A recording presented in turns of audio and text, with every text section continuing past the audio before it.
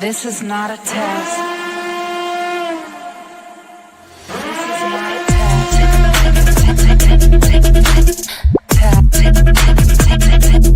This is not a test. I don't know if you can hear. This is not a test.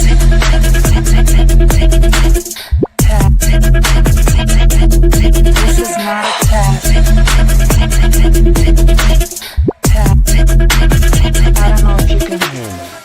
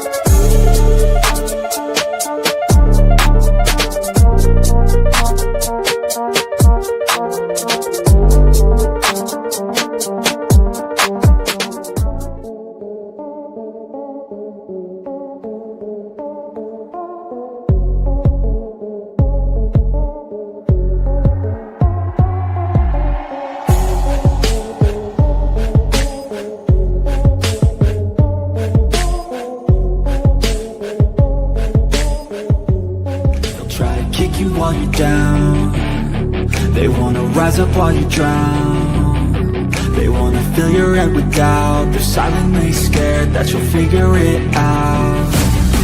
I'll make it look like I'm losing, won't bother hiding my bruises.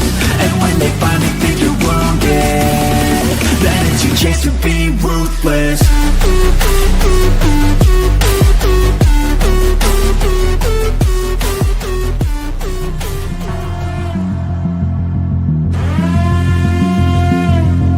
This is not a test.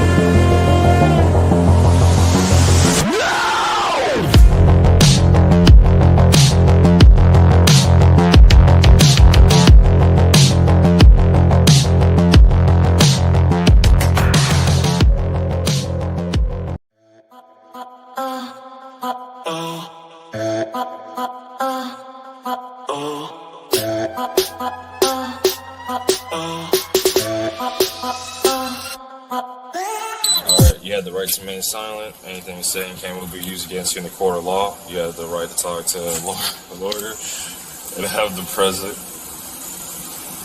with you while you're being questioned. If you cannot afford to hire a lawyer, one will be appointed to represent you before any questionings if you wish. All right. You good, dude? Hello. You good, dudes? It is so nice to see all of you. It is Monday, December the 8th, 2025, and it is 7:35 p.m. Central Standard Time in Dallas, Texas. Hi, everybody. It is so good to see all of you. My voice is still a little scratchy, but I'm doing okay. I'm doing so much better. I'm so glad to see all of you. I had a really rough time scheduling lives last week. I got a couple of pre-records out, but I didn't get any lives out at all, and I missed you guys so terribly. No worries, Hannah. No worries. I'm so glad you guys are here. Let me go back here through your comments and let me say hello, and we will get started right away. First off, I gave out the first 5 memberships. Rainey, aka Kim, got one. Jerry, Rocco got one. Rocco the puppy got one. Low Tier Steer and KOSS got one. So welcome, new True Crime Guardians, to the channel. Thank you so much for the sub, and I appreciate you. Let's see. Cindy from sunny South Florida is here. It is so nice to see you, Cindy, my sweet friend. I am feeling so much better. Thank you for asking me. Southern Cats, how are you? We missed you too. I missed everybody. I missed you guys so much. Jenny Jane, hi, babe. How are you? So good to see you. Scratch that paint. Welcome in. So nice to see you. Rubber Ramada. Hello, Sweet Pea. I watched your little live with the doggies and their little eyes are open. It was so nice to see that. Amazing, amazing. And a banana. And a banana. Scrolly, scrolly. Sherry Berry, how are you? You're some of my favorite people too. It's so nice to see you. So nice to see you. Is anybody following this case? Have you guys followed this case? Well, Cindy, Cindy, thank you. Thank you so much. Cindy from sunny South Florida gifted 5 True Crime Guardian memberships, and those went to Cherie from Aussie. Sherry got one. Yay. Simi Sharp. Miss Sarah got one. Yay. Thank you so much, Little Red. And Sportsy Girl. Thank you so much. I really appreciate that. You've been following it, Hannah? Thank you so much. I appreciate you.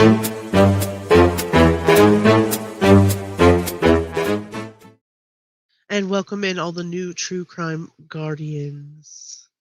Hi, Kaysen. How are you? Yes, bad, bad. Bad, bad girl. Welcome all the new members. Yeah, I think I can do it one more time. I'm hoping it just keeps showing who's getting them. That's been the biggest problem lately. And I reached out to YouTube and they were just like, tough it out. Yeah, Kane's Nana is in the house. Let's see if we can do these. All right, here we go. Let's see if it announces that. 5 more True Crime Guardian memberships, and those went to Seek Nighttime 5662, Sec Nighttime, Eastern Girl Crafting, Nick James, Occasionally Classy, and Little Bit of Lisa got one. Yay! Wonderful. Welcome all the new true crime guardians. Okay, so this is the first. Thank you for supporting me. Thank you so much for supporting the channel more than anything. You guys are amazing. So this is the first time I've ever done this. Don't think bad. Don't think you have to do anything. I set it up because I don't know what I'm doing. So I set up a goal for my cookie tins because that's what I'm going to use the money for, is buying all the cookie tins. As you can see in the back, I'm going to buy all of those cookie tins with the gold money. Just so you know, that's what I'm going to do with it. Just so you're aware. I'm going to buy all the cookie tins and put them under the tree. Content Angel, so nice to see you. So nice to see you. Yes, Cindy, thank you for all the gifted memberships. Hey, pull this up. So I'm going to get all the niceties out of the way because this one is truly heavy. Were you guys able to watch, any of you able to watch the pre-record that I put out this last week on Rebecca Park? Happy holidays to you, Content Angel. You use cookie tins? Yeah, that's my favorite. That's my favorite, cookie tins. I love the cookies in them. I eat them, and then I put more cookies in them, and then I eat them again through Christmas. That is the plan. You did watch it, Hannah? Okay, good. Very good. I think Aftermath woke up in the background and is like talking to me, so it's really weird. Are you okay over there? Okay. No, I didn't. He's probably on some medicine or something back there. He got as sick as I did. Oh, yay! Cindy, thank you very much for contributing to the goal and the first super sticker of the night for our cookie tins. I love that. Knockout the hippo. You cannot see that on the screen. I love it. I love that. Thank you very much, Cindy. Very much. I appreciate you. I love that hippo. It says knockout. Yeah. Knock him out. Cindy's just so cute. It is such a sad case. It is such a sad case. That's why I'm going to say hi and do all the niceties from the beginning. And then what I'm going to do is I'm going to try to concentrate as much as I can on doing this case justice. There have been a lot of people covering this case and a lot of people talking about it. And I just want to make sure that I give it the attention it deserves. Cindy is absolutely amazing. Absolutely amazing. You're all amazing. Hannah, thank you so much. One more month. One more month. And then we're going to have little wizard babies. Little wizard babies. What? Only light blue? Listen, I'm stuffing cookies in all of... I don't care what it is. I'm stuffing cookies in there. Thank you so much for that, Rubber. I really appreciate that. Wizard babies, the little guardian, we're having little guardian wizard babies. I have no idea. This is my first time doing this. I have no idea. I don't extort my community often enough. So yeah, YouTube wizard babies.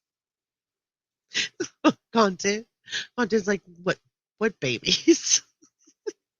YouTube wizard babies. Yeah, we're new at this. Not quite professionals enough. I'm not quite a professional at extortion quite yet. I think I don't know. It just says the top left right there. I just put Christmas cookie tins. Oh, Cindy, thank you so very much. I really appreciate you. You did not have to do that. Thank you so much. Rubber, thank you for the $2. I really appreciate it. It all counts. Cindy, I really appreciate you. Thank you for contributing to my cookie fund.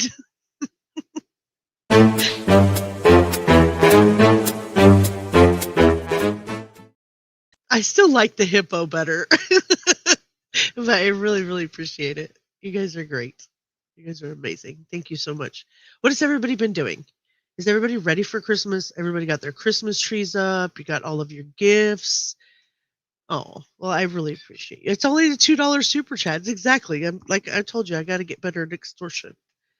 You're just being a peach. A peach. Did everybody get Christmas trees up? Are you done shopping? Have you bought everything? You're not ready for Christmas. Hi, Tracy. Hi, Tracy. It's so nice to see you here. Thank you so much for coming in. I'm not ready for Christmas at all. At all. Scratch that paint. Thank you. Yes. So I'm going to get the cookie tins. I'm going to eat the cookies. Then I'll make some cookies and I'll send you some in the tins. Thank you so much, Scratch That Paint. I really appreciate it. Thank you for helping me reach my cookie goal.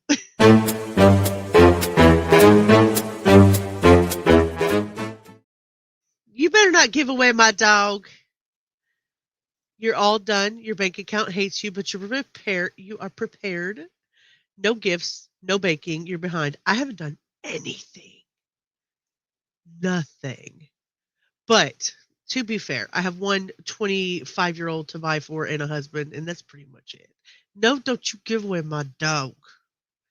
Busy trying to get gifts for the nonprofit. Yes, you are. Oh, speaking of, would you guys do me a favor? Cindy, drop your Amazon wish list and the nonprofit in the chat if you would, so that anybody who needs a chance to look at that, anybody who has not gotten a chance to look at that, can look at it and see if you're able to contribute in any way to the young children. The children that are 12 and up for the Amazon wish list, right? Hi. You have your trees up, trees plural. I remember that. Dear God, no. Trees up, window decorations are up. I have to start my Amazon checkout list. Really, if I started my checkout list, I'd have like $1 million in there. I just have to put stuff in the save for later box. Hey, how are you? It is so nice to see you. I like how they just give you the big A in your name. I love your little A, the big A, little A, big A. You work Christmas, so you got to be prepared. Are you giving out things like K95 masks, or you're shopping for the veterans? Christmas tree is done. Oh, Sherry, you guys are so amazing. This community is just so much and gives back to so many people. Ali, Ali, Ali. Hi, Teresa. How are you? You got a tree up with no decorations. At least you got a tree up. At least you have a tree up. All right, I better pay attention to what I'm doing here so I don't lose track. Thank you guys so much for contributing to the cookie goal. And then now let me get over here and get started with some things I want to show you. I want to give a huge shout out to Seeking Justice for some of the documents that we're going over tonight, as well as Hannah Banana in the chat. Thank you so much, Hannah, for sending these documents over. And let me get you guys a hello. This channel is private and only select members enroll. Tracy, my privileges have been revoked to invite people to the server.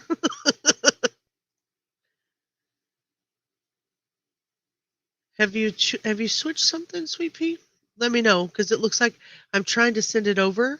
I want to give everybody a chance to join that server, and thank you very much for the documents. But in order for me to do that, you'll have to make it an unprivate server. I'm not sure what's going on with that.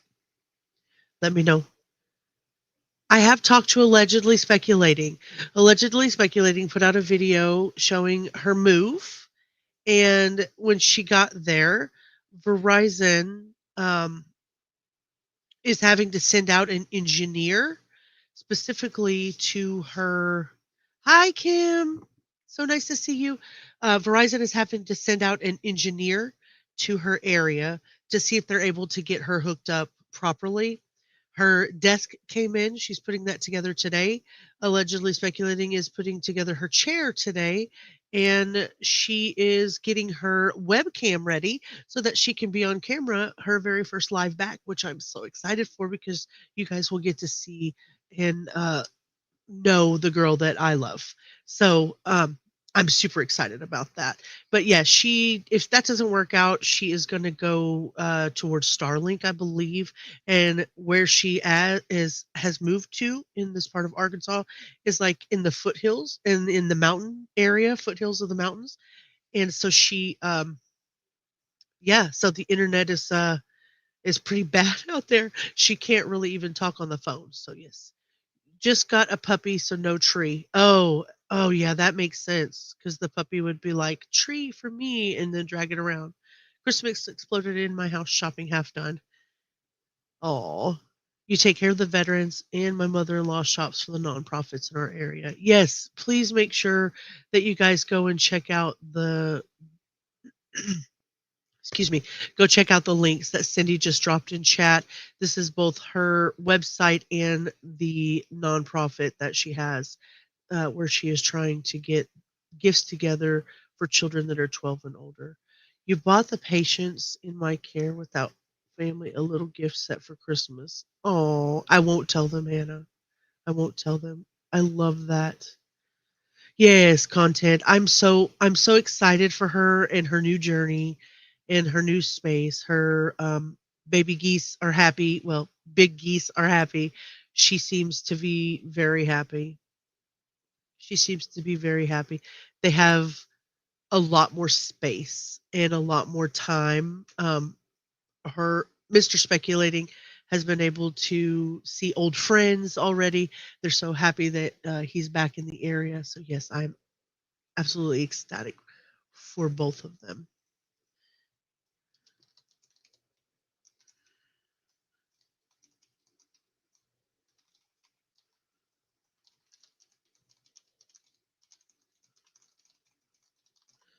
I am going to do a little introspection here. Hi, Hannah and everyone else. I had to close the poll to see chat. I will close that poll out. Is it annoying everybody? I'm trying new things. I'm trying new things. I'm extorting my chat and I'm starting polls and I'm doing all the things that YouTubers are supposed to do. And I don't like any of it. like, I don't like. Thank you all for smashing the like button. Let's end that poll out. I really, really appreciate it. With 12 votes for yes, and or 12 votes and 8% of you said no. So I really appreciate it either way. You have news you want to share, Kim? I'm sure she'll be back as soon as humanly possible. She misses you guys in so many ways. You don't? Well, dang. Dang. I'll try harder next time, Hannah. So I'm going to give you we're going to get a brief description of the Rebecca Park case before we dive deep into this affidavit of probable cause. It is 18 pages. It is heavy. It is the probable cause of the people of the state of Michigan in Wexford County, the sheriff's office versus Bradley Allen Bartholomew and Cortney Marie Bartholomew. And those are both of the defendants in the case. And we're going to go over that affidavit of probable cause. I gotta get better at my extortion game. I will work on that. I adore Hannah too, and I adore you, Sherry. You guys are amazing. So Rebecca K. Park was a 22-year-old from the Wexford County area of Michigan. She was 38 weeks pregnant and just days from her due date when she went missing the night of November the 3rd, 2025. She was last seen in the area of the Cadillac Boone Township area. On November 25th, I'm trying, Corey, and it is so nice to see you. Oh, you changed your picture. I'm waving at you, but you can't see me. Look at your big, beautiful eyes. It's so nice to see you. I'm so glad you're here, Corey. On November 25th, a body matching her description was found in, now I'll probably butcher the name, the Manistee National Forest. Authorities later confirmed that it was Rebecca and that she was no longer pregnant at the time of the autopsy, meaning her baby is missing. her biological mother, biological because her she does have an adoptive family. Hi, Ava. Nice to see you. Welcome in. Hi, sweetie. So glad you're here. I'm so glad you're here. Okay.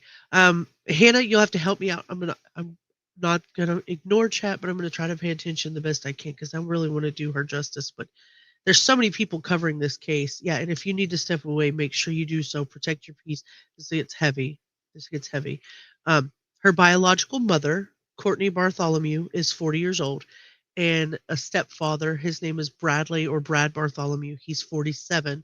Both have been charged in the 84th District Court in Cadillac with multiple felonies: first-degree murder, felony murder, torture, conspiracy to commit torture, assault on a pregnant individual causing miscarriage or stillbirth, conspiracy to commit that assault, and then unlawful imprisonment and removal of a dead body without the coroner's permission. So the prosecutors are alleging that they lured Rebecca to their home, then assaulted and killed her, and forcibly removed her near-term baby, causing the death of both the mother and the child. Again, like I said, the baby has not been located, so right now that's assumptive. 2 additional family members are charged in related cases. Rebecca's younger sister, Kimberly, she's 21, and she has been accused of tampering with evidence, filing a false report because I believe, from what I've learned, she accused one of the officers of sexual harassment. And while Rebecca's fiance, Richie Fowler, who's 43, he's charged on a separate methamphetamine delivery count. And he is what you call a habitual offender, which means like he's already had his 3 strikes, so this would be his 4th strike if he is convicted. So all 4 cases are currently pending before the same judge, Judge Corey Wiggins, and the detective or the lieutenant, Chris Pisker, has been identified as the lead investigator and the complaining witness in all of the complaints. So that's where we are at the beginning. Yes, it is convoluted. It is crazy. The rumor mill is absolutely, yes, absolutely, Hannah, you are right. Allegedly. So all defendants are presumed innocent unless and until proven guilty in court. Kimberly has made bail, and Fowler made bail, but the 2 that were accused of the homicide did not. So the original bail for the other 2, for the methamphetamine and the false reporting and tampering with evidence charge, both of their bails were set at like $750,000, and the judge significantly reduced that down to $5,000. So with 10% of that, they are both out on bail. You like how the judge yelled in the arraignment? Have you guys gone over that? I'd love to go over that with you guys. I definitely want to go over the affidavit of probable cause. If we have time, we'll go over the arraignment. If not, we'll do that in the live stream tomorrow. I definitely have planned on doing it. But I wanted to make sure, I've got to put my jacket on. I am freezing in here. It's 29 degrees this morning when I woke up. I am so cold. All right, there we go. I definitely want to go over that. I would love to go over that arraignment with you guys if you would like to. That's up to you guys. You didn't see the arraignment? I haven't watched it either because I want to watch it with you. But I know there was one. Somebody's talking with the bail reduction. Oh, maybe. I sure hope so. I do have a little. Actually, I will pull this up before we do the probable cause. I have a little folder that I've made in the drive. Was Tracy still here? Was she able to get out the seeking justice? server invite. You message her and ask her, because I definitely want to promote that server, but I can't do that without the permission.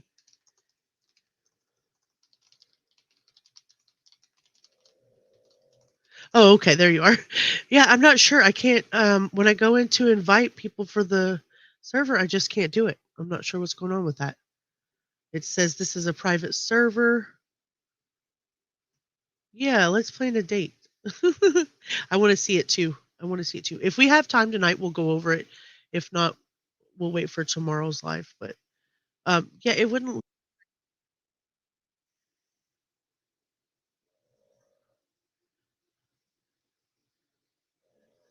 And then there's that. So if you, I added you as a moderator, Tracy. So if you can get that to work, post it in the chat down below if you're able to do that.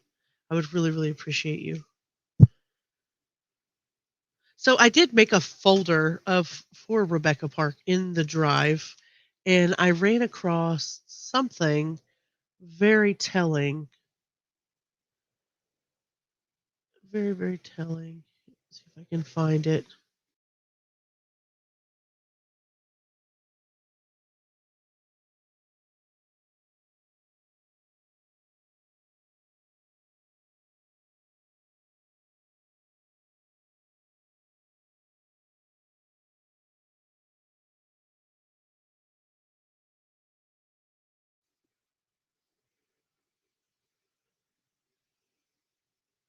Degrees.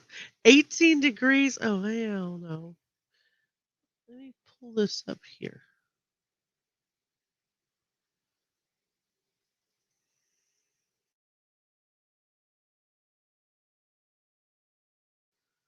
Where did it go?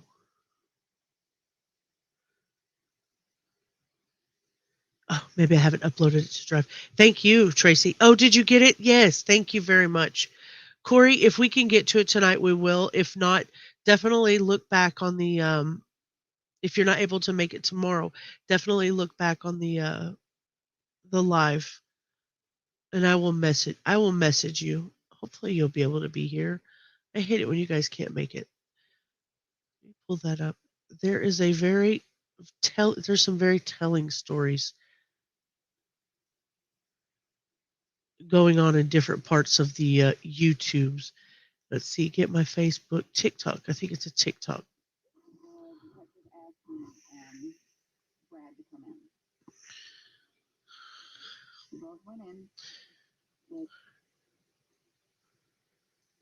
Here it is. Here it is.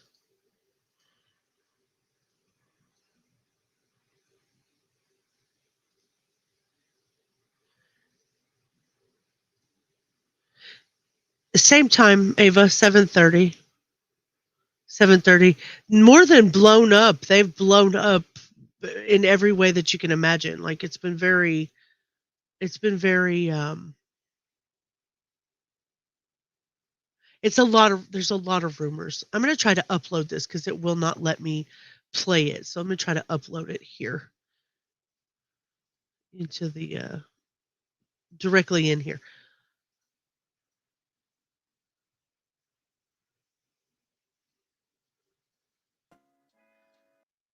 Not that one.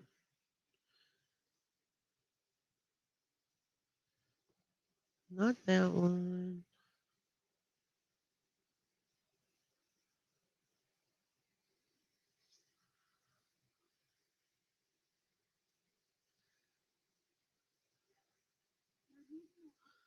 Oh, here it is. Okay, good. I found it. I was so worried. I'm like I didn't want to upload these because I wasn't going to share them, but they need to be shared because these people are saying some weird things. At Ellen's Corners, there's a large search party at Ellen's Corners at 10 a.m. tomorrow morning. Okay, so a little bit of context.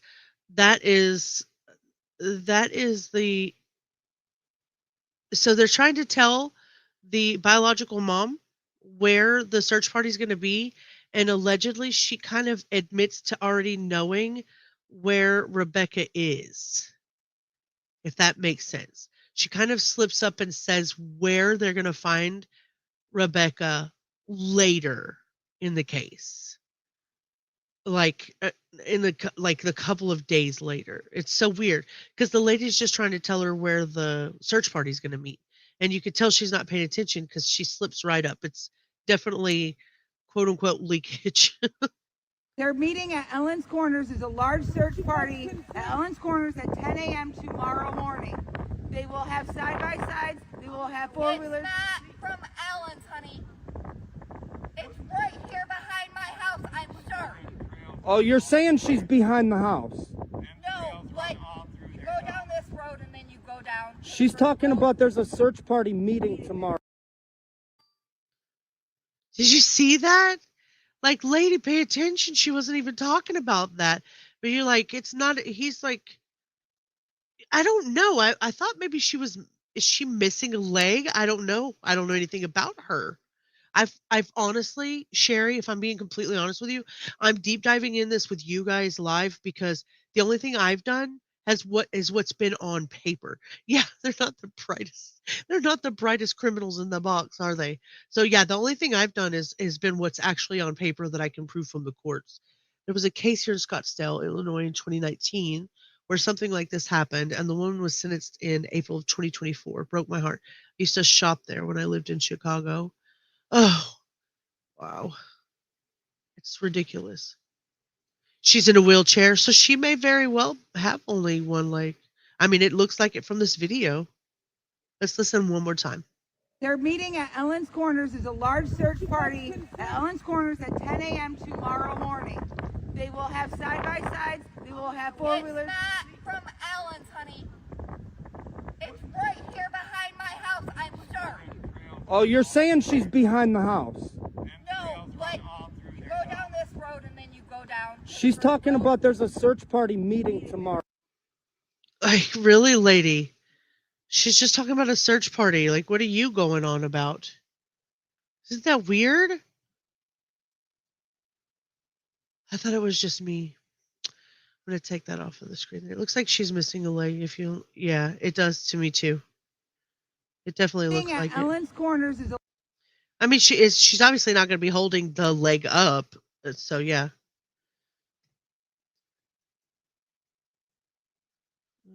Okay. I got one more to show you. Oh, it was weird. This is really bright.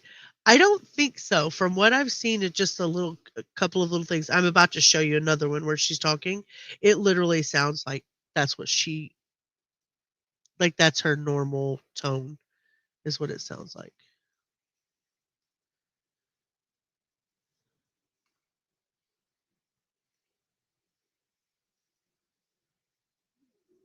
Okay, here we go. All right, guys. This one is going to be a real trigger warning because this one is.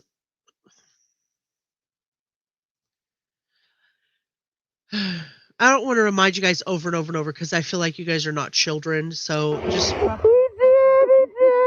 just guard yourselves. This is about as big, I think, as I can make it because it is a TikTok video. So, all right, here we go.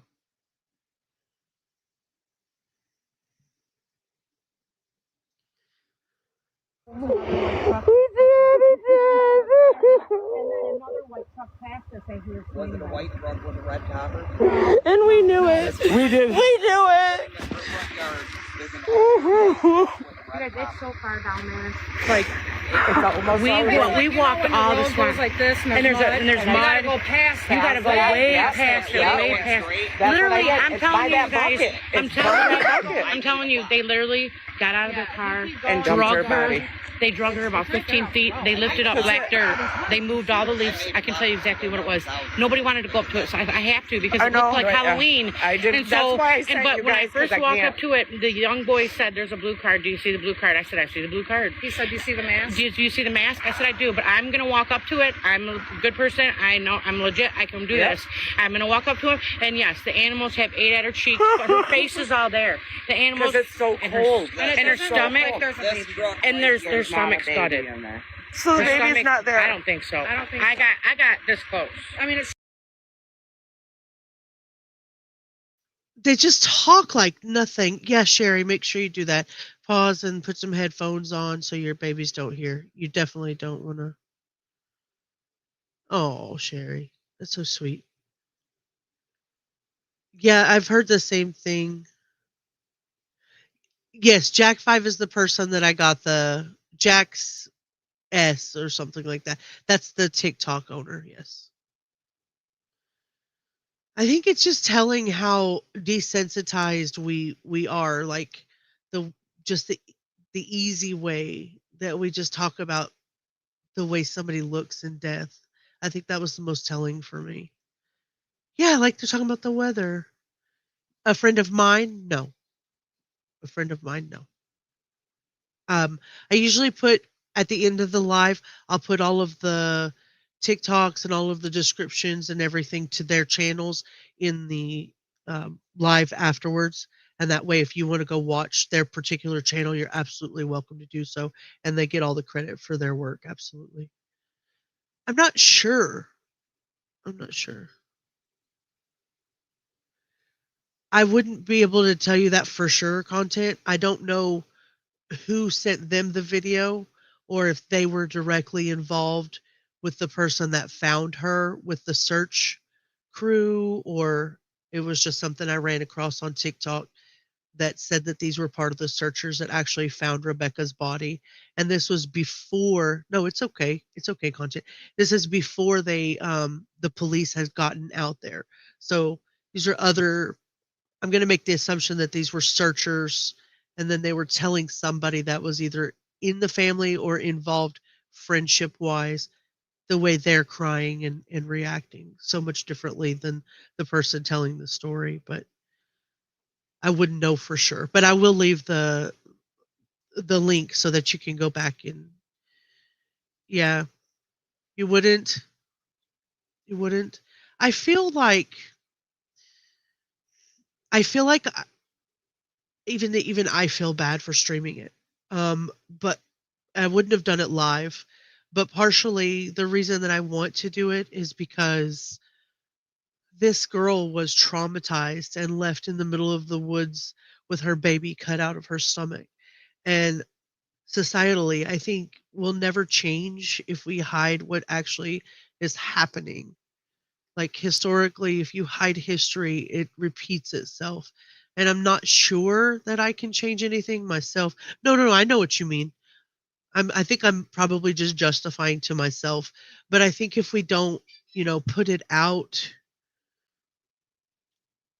I don't think I would have live streamed it at the time when I found the body. But I'm sure that adrenaline was high. I'm sure that there were lots of things going on. I'm sure they were scared. You found your mom? Oh, I'm so sorry you had to find your mother. I don't know how I would feel about that. I'm so sorry, Scratch. That that sucks. Just matter of facts, but I could talk like this, just matter of facts, but I would never tell anyone about what I saw.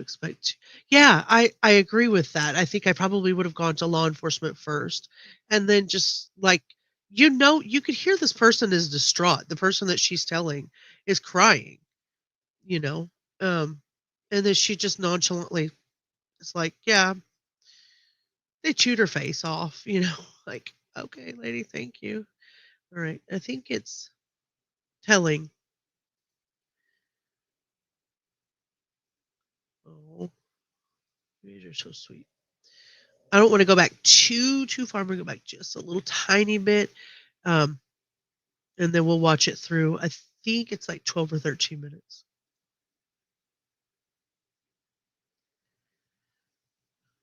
On now, or I won't.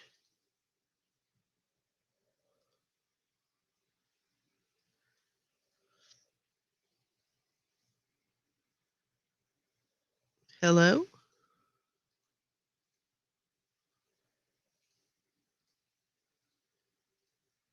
I may have to try that again. Not sure what happened.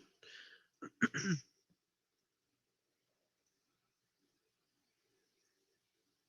me re-download it. I must have broke it.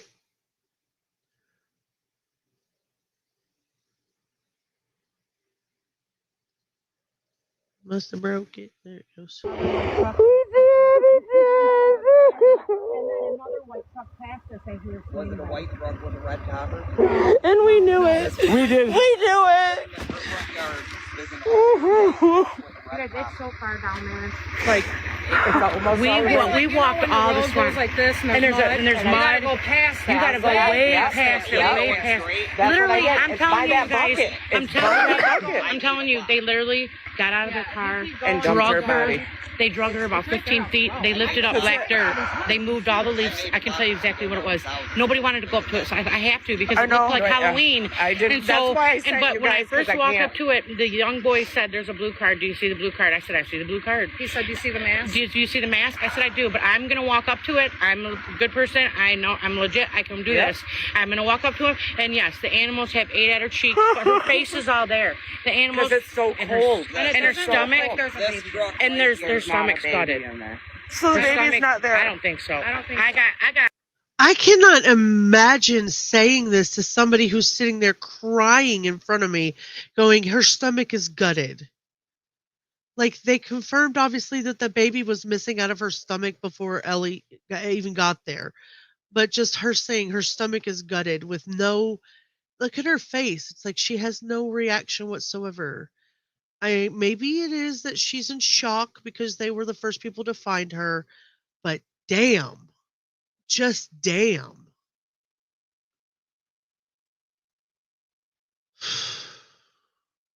Working on the ambulance for so many years, I know to secure the scene and keep my mouth shut until, yes, law enforcement officers arrive. Southern Cats, thank you so much for serving so many years on an ambulance and keeping everybody out there safe and sound and doing the job correctly, you know?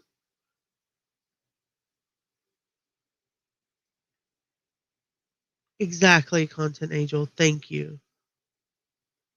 I hope not. My gosh.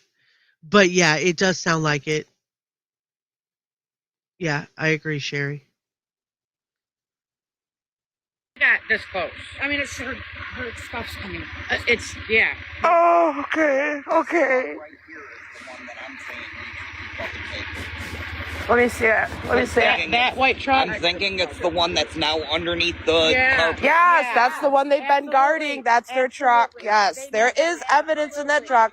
That's the truck they used to bring. They were talking about pulling the seats out. They did, but they're not going to get rid of everything. There's still shit in there. I know there is. We've been in that truck. I've been in that truck. Brad brought me right up in here. Can I see that? So this is a, You fucking murderers. Oh my god.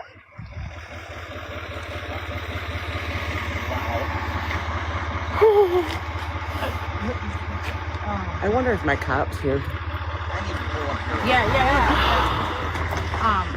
Oh my god. You know, So I'm a grandma and a mom, okay? yeah. You know how when you go to a funeral and you see somebody and they're at peace? Like, I feel like I got a sixth sense a little bit, too. Yeah. You know when somebody looks like they're at peace? Yeah. Her eyes were closed. Her eyes were closed. Her eyes were closed, and she was like this, you guys. Her legs were together, and she was like this. They posed her right there. She's right off the road. She's right off the road. Like, The guy that picked us up in that red truck, that old guy, and he said he lives down there. He said he was just on this road a couple days ago. You would have seen it there. Then maybe they moved it. They moved the body. So that's the assumption that these people that are that have already done the search out there with them is that allegedly they had gone through that area before and nobody noticed anything. And so what they're saying is that there was a possibility that there was, yeah, I know, Sherry. I do know. They got very close. They got very close and very overly involved, and no gloves. They allegedly walked right up to, the body and saw her in a close enough nature that they saw, her eyes closed, the way her legs were. They described so many things about what they saw that they were obviously able to take it in. And I have not seen them, but there are pictures circulating around Facebook. So I believe that they did take pictures while they were out there. And there are pictures circulating. So they're all up in your personal bubble, Hannah. Get back, ho. My brother was walking home from the store and happened upon a poor deceased guy. When the 911 operator asked him to perform CPR, he said he'd rather not. He later told me he said no to CPR. Yeah, I can see why, specifically something like this, when you are when you know the difference. Even somebody who's never seen a deceased person would know the difference when you walk up, whether they're, and usually a 911 operator will ask you if they're obviously deceased. Will you perform 911, CPR? And you would tell them no. And then they usually understand that this person is obviously, past the point of help. But yeah, that too, Kim. That's a very good point.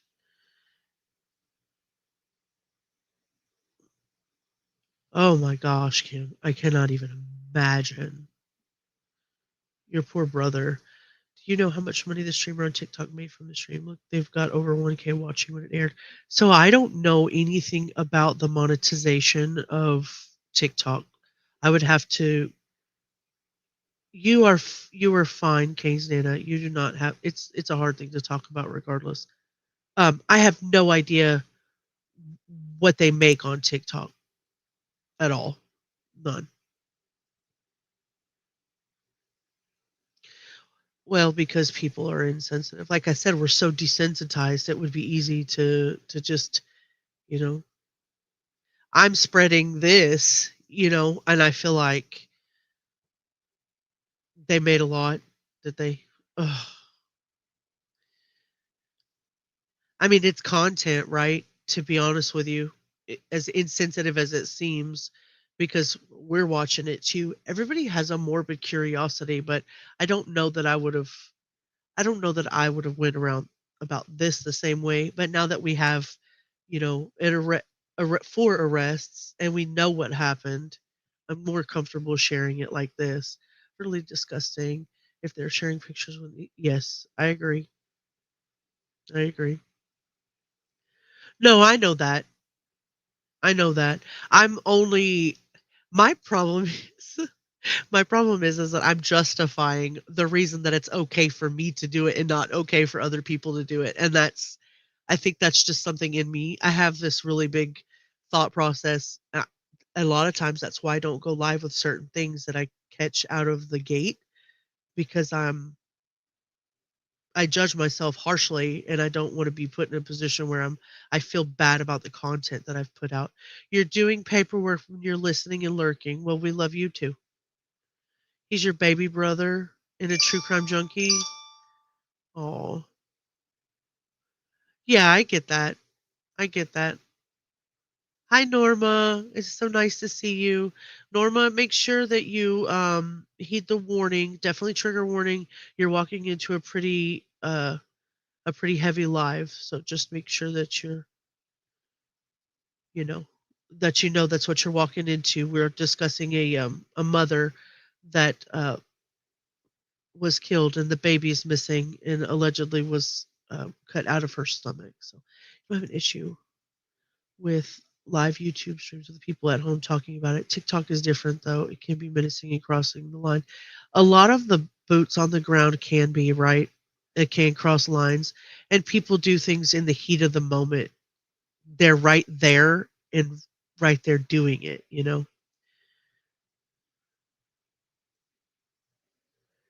Oh my goodness. Yeah, Norma. Yeah, it's bad. They let anything in over there, right? All the ruffians. Yeah. I had to have moved it because there's like this, you guys. There's a drag mark. And it's fresh. And it's fresh. Okay, they moved it. So they they moved the body down there, and that's why they told us. That's why they said last night. Yes, I got it. It's all done now. Yeah. Yeah. Oh my God. So it was where we brought you down there? You guys never took You us. guys We never just took us. We just left. Did you guys see that that comment that just went by? I'm going to take it back just a little tiny bit. There's a comment that goes by that says they took her out from under the house. I mean, it's all alleged, but how the hell would they know that? This, you guys. There's a drag mark. And it's fresh, and it's fresh. Okay, they moved it. anything So on they it. just moved the body down there, and that's why they told us, that's why they said last night. Yes, I got it. It's all done now. Yeah. Yeah. Oh. See that comment? They took her out from under the house, all in caps. Like, girl. And I will tell you, I don't know if we'll go over it tonight. We'll go over it tomorrow when we do this, the rest of this stuff. I have one sitting here, a 15-minute live that they did on TikTok with the little sister. And then I have another one that they did with Cortney, where she was talking about how they didn't want to take a lie detector test, but then they made them take a lie detector test, that and the other. It's ick. It's really ick. Been kind of out of the podcast. I caught this ugly and I can't. Oh. Yeah, I haven't been able to shake my bug either. I haven't been able to shake my bug either. I would be afraid of misinformation too, but to be honest with you, there's so much of it over there. The shit show is real. Is real. My son was working at Waffle House third shift and someone OD'd in the bathroom. He was attempting CPR when the cops got there. He said, "You do know you're playing with a dead body." So it's hard to tell if you should or shouldn't try CPR, etc. If you feel comfortable trying CPR, then you should. If you feel comfortable doing it, you should. If you feel like you are trained enough or you are well versed enough or you know what you're doing and you feel comfortable. Trying to save a life there's nothing wrong with it. There are doctors that stand over the top of their patients for 45 minutes to an hour over a patient. So he did exactly what he was supposed to do. Oh, Ava, my goodness, love. I do hope you feel better soon. I really do. You guys stop being sick in the chat. Don't give it back to me. Stop it. Don't cough on me. Don't give it to me. Oh my God. So it was where we brought you down there? You guys never took us. You guys never took us. We just left. She took you, right? No, I took the No, other last people. took off. The We're police were talking at about Grandma's, they and we were like, "Fuck it, we don't want they nothing to took do with off 'cause this. I went We'll to just go take look off." for you. Okay. So oh, we so went- you, oh, okay. So we you weren't about our guys, business. so you guys were down there. You went Where the down there mud to the circle is? trail. Yes, Where the where mud circle the That's mud where we circle, sat down there. and then go I past was that, I past was looking where at the white I was bucket looking at the is. mud, and this truck came this way and 7724 came is where to I me just was. and said, "Can you Okay. help us? You're Help saying us?" Then they took us back that way, going back more that way. Okay, so And then I went- far. We're like, "Yeah, we'll go I'm with you. talking Let's far. go." We've been there all day, dude. We've been there all day. all the way straight with you. So yeah. So you go here. It's over. It's over now. It's over. And I mean, it's over. We prayed. We said we prayed over her. We sat with her. We did. And you know what? We're not religious. I'm going to tell you, we've been fighting this. Okay, so there's the answer to your question. We sat with her. We prayed over her. We sat with her. So they did spend time back there with this girl. And to me, as far as contamination of a crime scene goes, I think that would have been a really huge possibility. Like, did you touch her? Did you touch her body? Did you turn her over? Did you mess with her? Like, do not do that, people. Do not, I repeat, don't do it.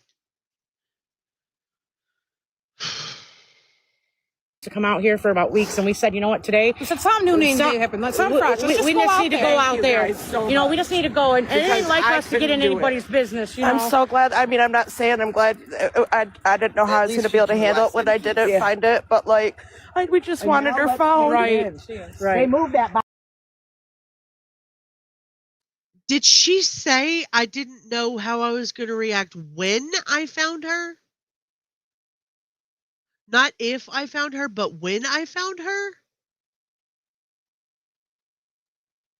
We prayed over her. We sat with her. We did. And you know what? We're not religious. I'm going to tell you, we've been fighting this to come out here for about weeks. And we said, you know what, today? We said something new needs to happen. Let's fresh. We just need to go out there. You know, we just need to go. And it ain't like us to get in anybody's business. You know? I'm so glad. I mean, I'm not saying I'm glad. I didn't know how I was going to be able to handle it when I didn't find it, but like, we just wanted her found. Right. They moved that body there last night. They had to. They didn't know what they were going to be able. They didn't know what their reaction was going to be when they found her, not if they found her. What the fuck? This is weird content. Weird. I'm going to post this particular video on my page so that you guys can watch it in its entirety when we get done with the live. I'll make sure that it's on there. So if you want to watch it, you can. So weird. Right? It's so fresh, it's black. You know how when you pull something and you're cleaning your yard up? It's snowed. It's snowed. It's rain. It's leaves have all fell. There should not be no empty spot. Like they try to cover up. Somebody was doing this. They were dragging. They had their I feel like they were going to set on fire, and they were lost pulling it, and they dropped lost right it. there, right by right by. Why would you even say something like that? Oh, for God's sake. Why in the world would you ask? Why would you say that? Did you not hear? They asked if they were. I feel like they were going to set her on fire. Why would you even think that? Why would that be a thought? I don't. We haven't heard anything about that. You know more about that than I do. Who was the father not?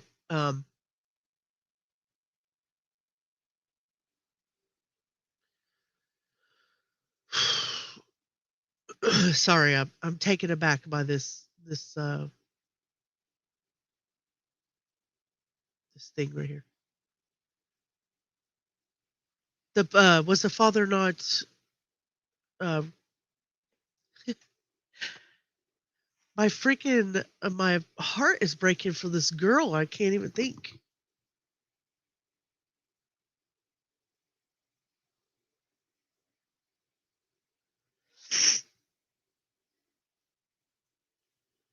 Is the father not her fiance, Richard Fowler, Ramada? Way too much detail. They said if they didn't find it. Okay, thank you, Scratch. Right, was there a gas can there or something? Like, what? Why are they even talking about a fire? They're trying to out-info each other, like who's the best. Right. Yeah. Yes, that's what I did hear, but I wasn't sure if I should say that. But I did see like a little string of things that said that the father of her baby allegedly dated her mother previously, who is the Fowler dude, Richie, I guess they're calling him. The police know statistically that pregnant women who turn up dead, over 90% of them were done in by their parents. It's a numbers game. Yeah, and she was adopted. She has an adoptive family, and her two babies and her sister's baby is with her adoptive family now. They're raising their 3 children too. Yeah, that's supposed to be the baby's daddy. He used to be the mother's boyfriend.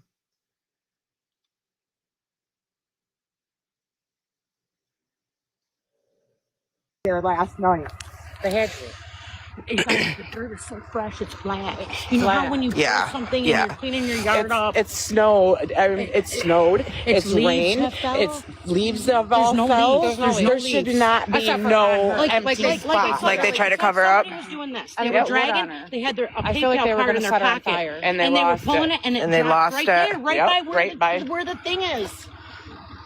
I knew it was there. They don't want us here. I know. Can you all do me a favor and like maybe move down? I think there's a church right down there. If you guys want to go down there, that'd be great. Just down to the church? Yeah. Okay. All right. Okay. I don't want anybody here. Okay. They just told us to come down here, so that's fine, but I would rather have everybody down. Have everybody down. Whose car are these Jeep with you guys? So yeah, if you guys could we're just the search party. The church is right there. Yeah, we were just the search party. You know, it just occurred to me that the person that is streaming this live is obviously the person that's standing there in the video. Like, I'm so dumb. I'm so dumb. Like, this isn't like me streaming them. Like, this person is live there. I'm so dumb. Apparently, I don't know how TikTok works.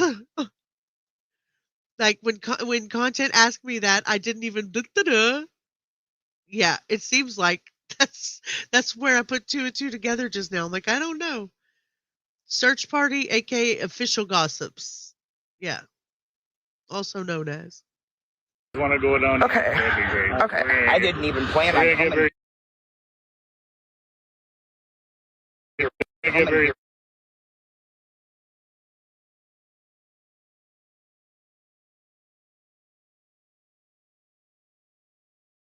Right now, I'm right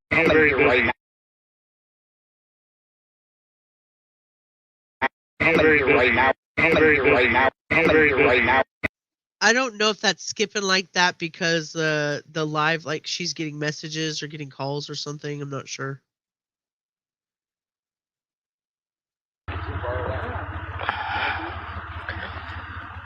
I'm gonna be honest, they got my wife's ID and the police officers told us to stay down here. Yeah. I don't know if I'm fucking moving. Right, and I told them about you, Jackie. And we were told. Yeah, we were. You two were the I'm gonna park right off over here and just sit in my car. What he told us is just back up a little bit so maybe other cars can't see us. That's what he said to me. That's what I'm gonna do because the officers just told back us to stay up a little down bit. here. Yeah. He just told your asses to go down to the church. Pay attention. That state cop's gonna stay right there though, and he just told us to move. He said, no, he's the one who just told us to move. I go to a church, and that was probably because we were right there. But when I was talking to him, and I told him that officer, I think they don't want everybody over here. Is what it is. Yeah, he just said back but they up know to where cars going yeah. up and down the road don't see us. Okay. He said as long as I know where you're at. Okay, I'm gonna back up. Well, we can pull right off on the side back here. That's what he said. 2-track. He said there's a 2-track. Oh my God.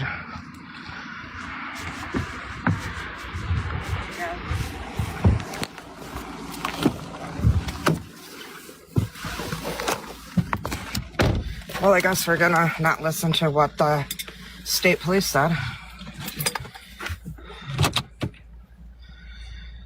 I need a moderator. I need my people. I need Jeep. I need, I guess I don't. The baby's not there, guys. The baby's not there. But we found her.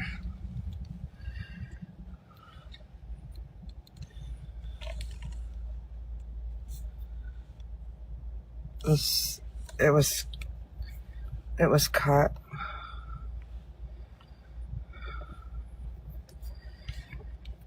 Yeah. Encyclo Ramada, would you do me a favor? Can you just do a little research and just see who this Jackie is? If this is family or something, or if this is friends. It looks like they spelled. I'm so sorry, Jackie. The chat's going by really fast. I don't want to. Yeah, Cindy. Amen. She's breaking TikTok rules right now by driving and streaming. That I knew because I heard Bullhorn Betty got taken down for that. That's the only thing I knew. Thank you, love. I'm just very curious who this Jackie person is, just randomly. It just said, I'm so sorry, Jackie, for your loss, or something of the sort. Yeah, like it was took out. Yeah, they did. They did. They did. Oh my God. Who could do such a thing? Who could fucking do such a thing?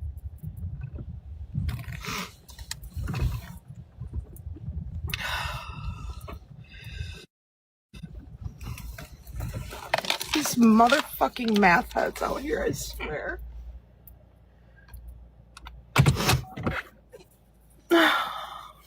We don't know. We don't know. I'm sorry, but in my opinion, if you cared at all about that girl and cared at all about that baby or the family or whoever you are, you should have taken your ass to the church like the police officer asked you to do, not backed up down the road so that they couldn't see you. Now, that's my opinion, but seriously,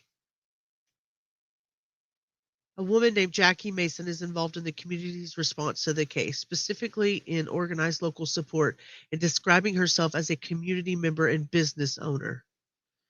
Whatever. If this is her, she should have taken her ass down to the church like he asked her to do. That's disrespectful in every way to the victim and their family.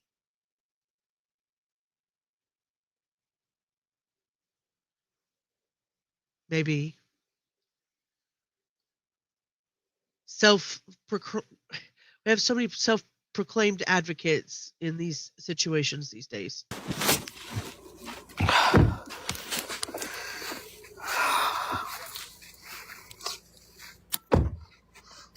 I think we can walk up there, though.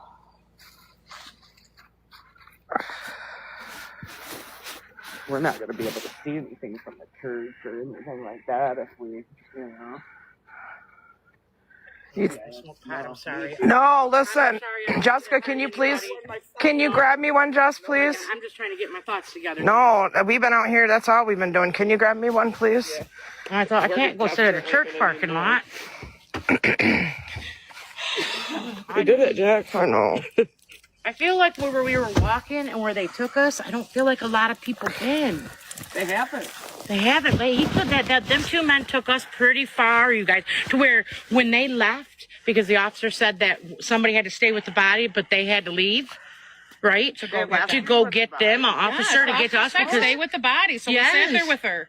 They told you to sit there with her? Yes. And so we sat until they finally, That's when one officer finally came back and was like, can you walk back to your car? And I'm like, I don't have no idea where my fucking car is. Right. And he's like, I'm going to show you right here. You got a long walk. I'm like, alrighty.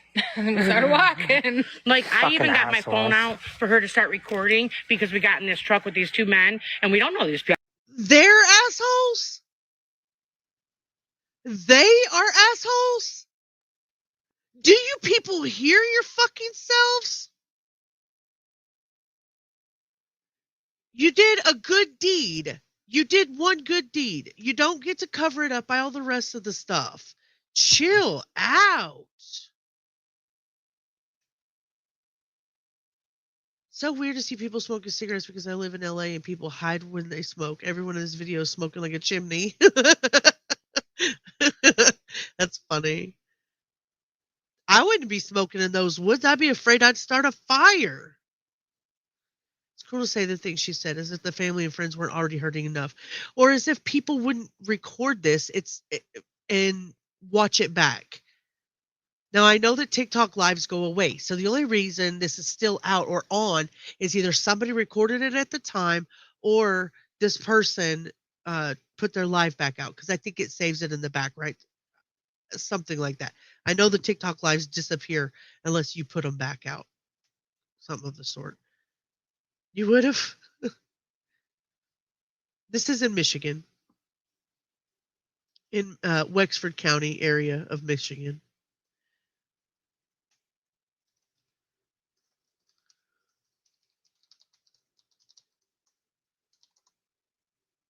Let me see if I can pull up a map. I've never looked it up, so it'd be a good idea.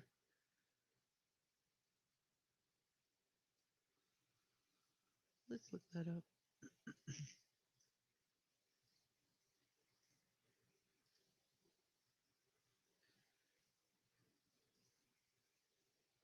So here looks like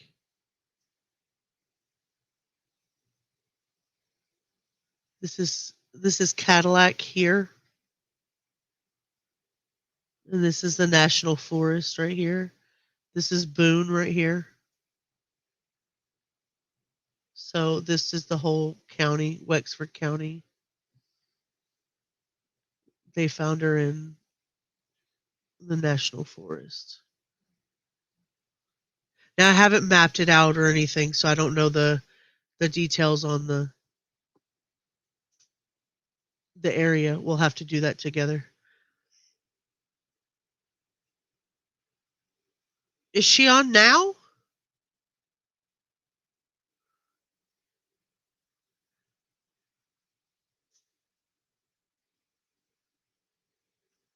Is she really? I don't want to screen snipe somebody. Oh my god.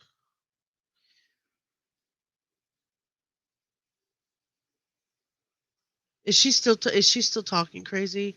Tell her I said chill out. You can tell her I said it. I don't give a shit. I mean, her 35,000 followers. I still have people with more integrity in my 1100. So I'm sorry, but that's my opinion. I'm entitled to my opinion. Right. And so I got my phone out and I just looked at her and I said, start recording. Yep. I don't know where the fuck Record I'm at right everything. now. Record She has a phone and everything. battery I had a saver. really good And we got to record everything. You were like, we don't. I guess I should take back what I said a little bit. Sometimes I follow people that I'm not sure either, Tracy. I don't know what happened with that.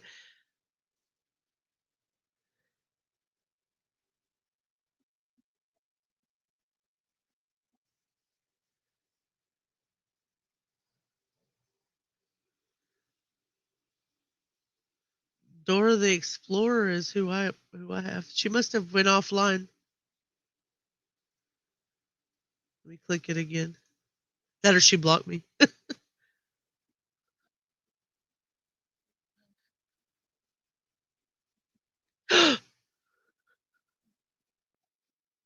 Oh yeah, no, we're going over that.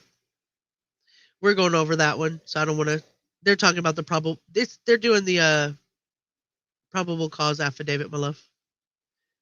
Well, I mean, I have more class than the people in this particular video. I'm not saying I do more than 39,000 of her followers. I guess I shouldn't say that. That was rude.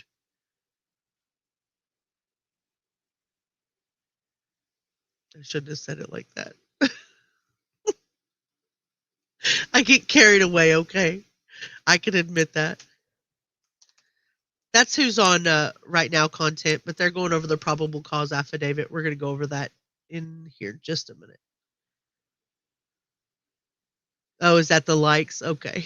I don't know how many followers she has. 39,000 likes. Jeez. I think you can just like hit the heart over and over and over again, but she definitely has a very active chat right there. Is that 1.6K over there? Is that the people live in the chat? Here, we're just going out there. Right. That's why you're like us. Yep. We're cool. That's exactly. At this point, I don't do nothing wrong. How the fuck? We've been out here for days and it's just something, and we've been praying and praying and praying all day. That's the road right here, you guys. Right here. She's sitting right here. Because they just moved her. Because they just moved her. All this is fucking cleared. What time did they move her? This is what it is. And then right up to her body. To her body. That's what it is. Do you think they moved her when we were all out there searching? No, I think they moved her last And the night officer when we got asked me. pushed out of there. The officer did ask me how long you ladies been out When we here. got pushed out of there. We were down there last night, but we couldn't go any further. I couldn't get Something was pushing us back, like, don't go. It was pitch dark. It was 12:30 at night. So that body was there last night. Yeah, I'm wondering when they picked us up in the white truck, okay, and they started driving, there was another white truck sitting back there. Was not running. So we just all assumed, we didn't stop. We just kept going with them people. But he was sitting there. It wasn't running. It was just sitting there. And then, hear me out. And then after they show us, and then them boys have to leave, right? Here comes that white truck. Do you think it's kind of funny that that debit card The same was just fucking white laying truck there plain and passed obvious? us. Was it a girl driving or a guy? Clean. The card is clean. The Like, clean- it's brand That's what I Yeah, was they saying. just put They that put body that there. They're framing Kimmy. They absolutely are. This is why they said they'd take us out there. They knew. They're the ones who showed you the spot, you guys. Right, and now Cortney and Brad showed you the spot. Right, and now they're have saying- it on my video. In my video, because I couldn't go live, I have video that I. All right, so that's the end of that video.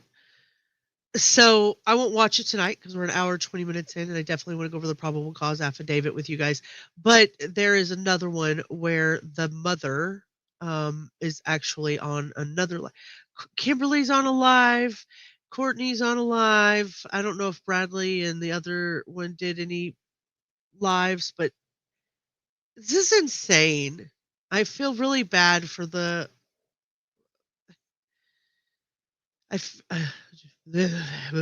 You're driving, be very, very careful driving. That's why they wouldn't let anyone near their truck, which also has white paint poured on the seat. Oddly enough, Nana, oddly enough, isn't it ironic?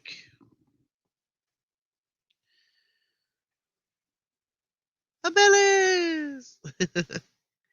Okay, let's share the screen right here.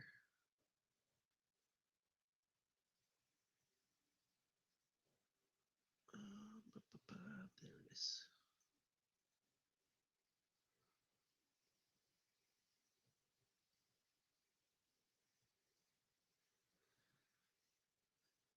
Bring this down here. Okay, guys, this is where it gets crazy. This is crazy. So this is an 18-page probable cause affidavit for the murder of 38-week pregnant Rebecca Park out of Wexford County, Michigan. This is the state's step-by-step version of what they say happened. The missing person call, the interview, the cell phone records, and a graphic description of how they say Rebecca and her unborn baby were killed and moved. The defendants, Cortney and Bradley Bartholomew, are charged with first-degree murder, felony murder, torture, assault on a pregnant individual, causing miscarriage or stillbirth, unlawful imprisonment, and more. They're all presumed innocent unless and until proven guilty. So I'm going to walk through this affidavit line by line. We'll kind of highlight the red flags together and compare it to what we already saw in the charging documents. And if you haven't seen the charging documents, that is on my page. Feel free to catch up on that. I think it's like a 15-minute video, and you can do it on probably 1.5 and then come right back here if you want to. Let me know in chat if you've read any of this yet, or if this is your first time hearing the state's narrative on this. Content warning up front. It is very disturbing. Allegations, extreme violence, death of a fetus, etc., etc. But I'm going to talk about what's in here. So, yeah. We're reading an affidavit that's written by law enforcement. It's not to convince a judge to sign arrest warrants. This is a one side of the story. First time.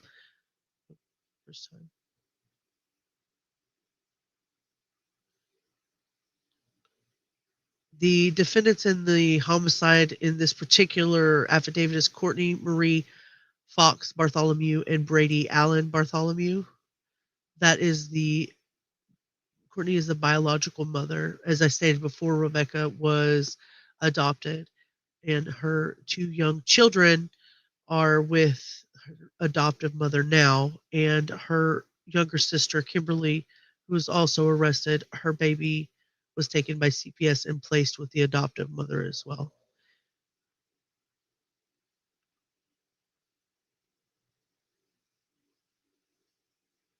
Basically, I'm sure you guys know this, but a probable cause affidavit is an officer's sworn statement to the judge saying, here's what we found, here's why we think these people committed these crimes, and here's why you should sign the warrants. And so it usually includes the summary of all of the crimes that are being alleged and some key events like the timelines, witnesses and defendants, what they've said in the interviews they've collected so far, any physical and digital evidence that they've collected, and how all of that adds up to being, hey, this person probably caused this to happen. It's not neutral. It's written to support the state's theory, obviously. Timestamp the beginning of the paperwork for me, please. For the other live, darling? Or for this one? I will definitely...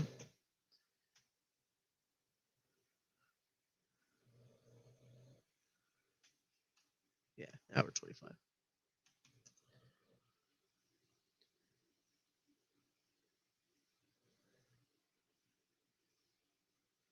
Hour 25. And then let me drop the link to the other one just in case anybody wanted to go and check that out. That has where the paper trail started. That's what we knew first, and the reason that we're here with the probable cause. So that was the... Okay, page 1. State of Michigan, 84th District Court. If I don't see you in chat, I've got some really great mods, and they can beat me in Discord if I don't hear you, or if you have a question and I'm not paying attention to what you're doing here. Or if I'm not paying attention to what I'm doing here. Yes, they were both adopted. They should have stayed away. I agree. There's a reason for that, right? But somehow or another, a lot of the adopted children try to find their biological parents, and they don't end up like this. But I don't know if that's jealousy. I don't know what that is.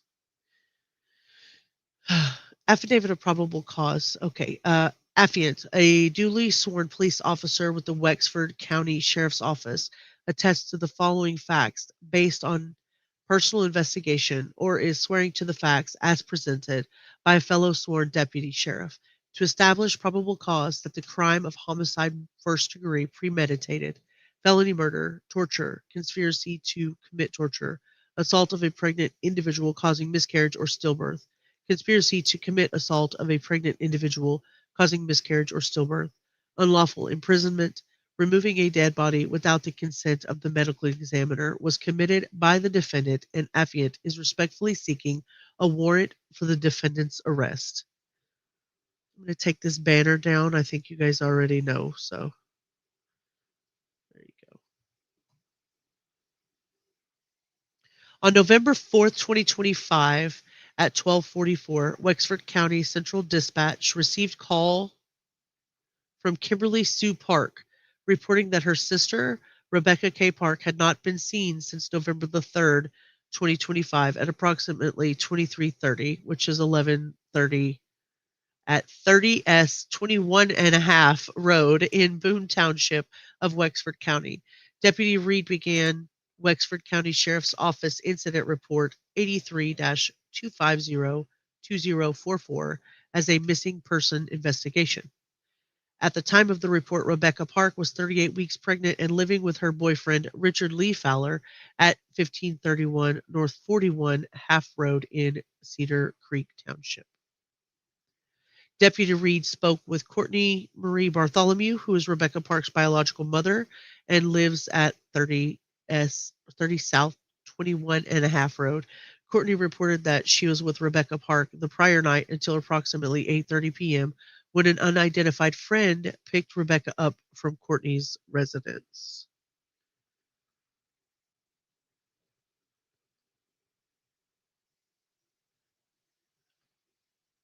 Boop, boop, boop.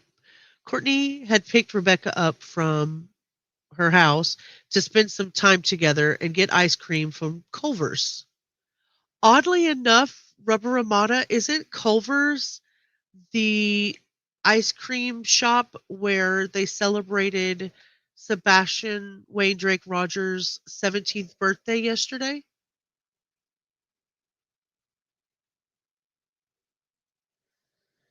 On the way to Culver's, Rebecca told Cortney she needed, yes, it is, isn't it? I thought so. On the way to Culver's, Rebecca told Cortney she needed Tide Pods, so Cortney returned to her address at her house to get some Tide Pods for her. Cortney went to the residence, grabbed the Tide Pods, and came outside. When she came outside, Rebecca told her she was going to wait at the residence for a friend to pick her up. They waited a couple of minutes, and a black sedan with tinted windows pulled across the road from the residence. Rebecca proceeded across the road and got into the front passenger seat of the vehicle. Cortney did not know the specific make or model of the sedan or the number of occupants in the car. She could not tell if the driver was male or female. She said that after this, she did not see Rebecca again. It's not ice cream, it's custard.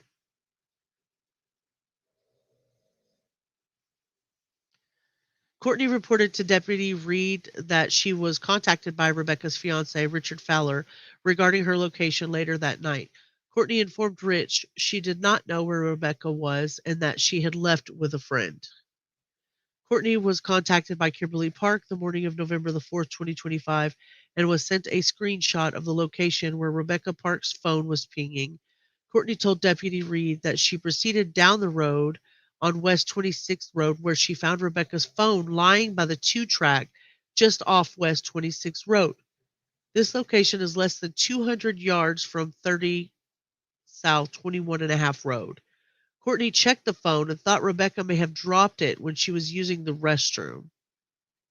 Was she using the restroom outside? Like what? Cortney reported that she took the phone to Richard Fowler's residence on Tuesday, November 4th, 2025, and turned it over to him.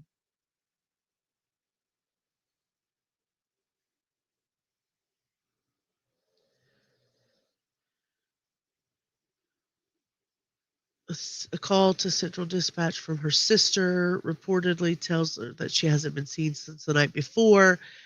Rebecca is noted as 38 weeks pregnant here, and that becomes really important later when we get into the pregnancy-related charges. Already we have a boyfriend, an argument, an unknown male, a specific vehicle description, and a very pregnant woman who's missing. So based on just this, where would your eyes go first as an investigator? To the boyfriend or the unknown driver? I hope so. But I think I think we're about to read differently. All right, let's go to the second page. The boyfriend, right? That's what I would assume automatically. Baby daddy. Sounds like a great guy. Not? Yeah, I agree. He has since been released on a significantly reduced bail. Yeah, it was like 750,000. They reduced it to 50 or to 5,000, and then he got out on 10% of that. Hello to you, Ava. You can't always say hi to everybody. I can't always say hi to everybody, so I understand. You're giving the facts. Thank you, sweet pea. I really appreciate you.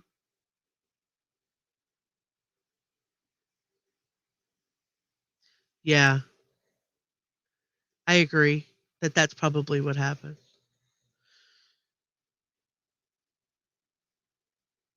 Oof. The sheriff's office issued a press release on Tuesday, November 4th, 2025, identifying Rebecca Park as a missing person. She was also entered into the Law Enforcement Information Network as missing. On Wednesday, November the 5th, 2025, Detective or Lieutenant Pisker met with Kimberly Park when she arrived at the Wexford County Sheriff's Office. Park had suggested that she might know where Rebecca Park is when she arrived at the sheriff's office. When I asked her about this, she played me a voice message from Courtney Bartholomew that said that Araya Clark had called her and said that 2 people in a car had pulled up to the Revival Center looking for Narcan and said that the pregnant woman that's missing got what she fucking deserved. Courtney stated that it was Serena Rush, or Rush, I'm not sure, that said something to Rusty Clark, Araya's father. Oh, here we go with the word salads. She also added, I guess it was an older guy that your sister left with. When I asked Kimberly if she knows where she's at, she answers that the only older guy that Rebecca talks to is Stephen Billett and calls him a pervert.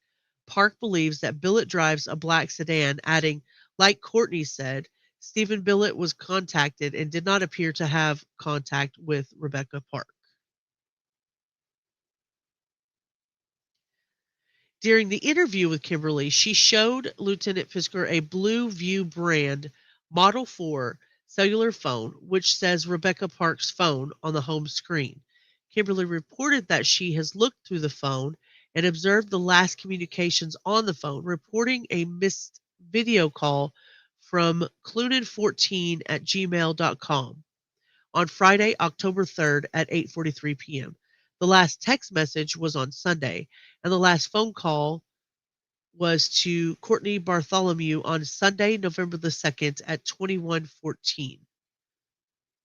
Kimberly identified that Rebecca uses her cell phone regularly and daily, and because she did not see any communications on Monday, November 3rd, 2025, she suspects that records of phone activity on the 3rd have been deleted. Wonder how. She's the one who had the phone. Kimberly reported that, well, her and Courtney did. Kimberly reported that Rebecca is known to regularly delete communication records from her cell phone. Isn't that convenient? Yes, Rebecca's sister.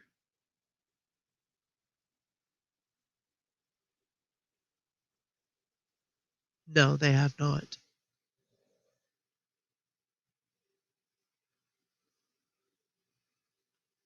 Oh, palate cleanser. Thank you so much, Tracy. Cookies for the 10. I'm so excited. Thank you very much, Tracy. We're going to eat cookies all Christmas.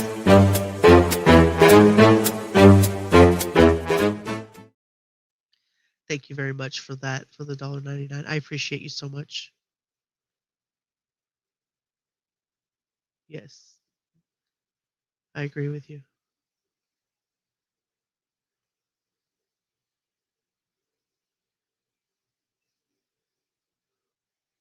Kimberly then played another voice message on her phone from Courtney Bartholomew, who can be heard explaining, okay, when Randy passed away, I was told that your sister had something to do with it. That would give Randy's family a murder revenge. Do you see that? I did not make that up. It says murder. That would give Randy's family a murder revenge thing because she was involved when it came to Randy. On the message, Courtney suggested, so Stephen Billett is connected to Randy's family, so I would definitely be looking at them. When I asked Kimberly if she trusted Courtney, she responded, not really. On Thursday, November the 6th, 2025, at 13:55, Lieutenant Pisker obtained a search warrant from the Blue View 4 cellular telephone that had been entered as property in the incident at item 54. The cellular device was submitted to the Michigan State Police Computer Crimes Unit on the same date at 15:16. On Saturday, November 8th, 2025, members of All County Search and Rescue and Christian Aid Ministries Search and Rescue, with 36 personnel comprised of 5 teams, searched the area where Rebecca Park was last seen and the area where her cellular telephone was recovered from. No additional evidence was identified. During this time, numerous tips and leads were coming in and were being actively investigated. However, none located Rebecca Park. Due to reported activity on Rebecca's social media platforms, PIN register search warrants were obtained and served on her known social media accounts. However, no outgoing use was ever identified. On 11/15/2025, Candace Freeman reported to Deputy Jacob Kopanen that her sister, Courtney Bartholomew's, had texted her on October 28th that she had given birth to a son and was asking Candace for items for the baby. Through a series of text messages, Courtney said that she had given birth at 28 weeks. The baby was in the NICU, neonatal intensive care unit, in Grand Rapids, and that she had named the baby Ashton Lee Bartholomew. Courtney told Candace, he's supposed to come home this coming week as long as he's doing good. Oh, as long as he's doing good still, he will. On Monday, November 3rd, 2025, at 14:52, Candace asked Courtney if she was able to bring the baby home, and Courtney told her, no, He did a backslide, but still hoping this week. On November 3rd, 2025, at 23:17, Cortney sent Candace a text that reads, "My son passed away." On Tuesday, November 4th, at 11:18, Candace asked if it was because he wasn't strong enough or if he had gotten sick. Cortney answered, "I don't know what happened. I just know he wasn't getting air," and added, "All I know is I watched my child die right in front of me." Candace asked if she was there when it happened, and Cortney answered, "Yes, I was." On Tuesday, November 4th at 1911, Cortney begins to discuss with Candace that Rebecca Park is missing. Wow. Wow. So we see multiple interviews, first with Kimberly, then with Cortney, and the officers note that people are being evasive, right, on these pages that are coming up. That's what we're going to see next. We're going to see the Kimberly, Cortney, and then, oh my gosh.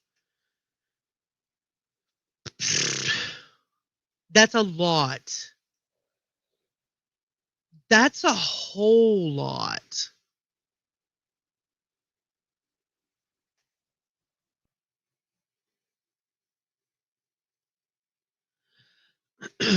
On Tuesday, November 11th, 2025, preservation's request for tower dump area search for the tower in the location of that longitude and latitude, or latitude and longitude, between the hours of 1900 and 2200 on November 3rd, 2025, were submitted to T-Mobile, AT&T, and Verizon Wireless.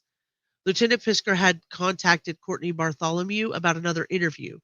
Bartholomew was reluctant to come in, suggesting that Deputy Reed's interview with her had been thorough, but eventually agreed.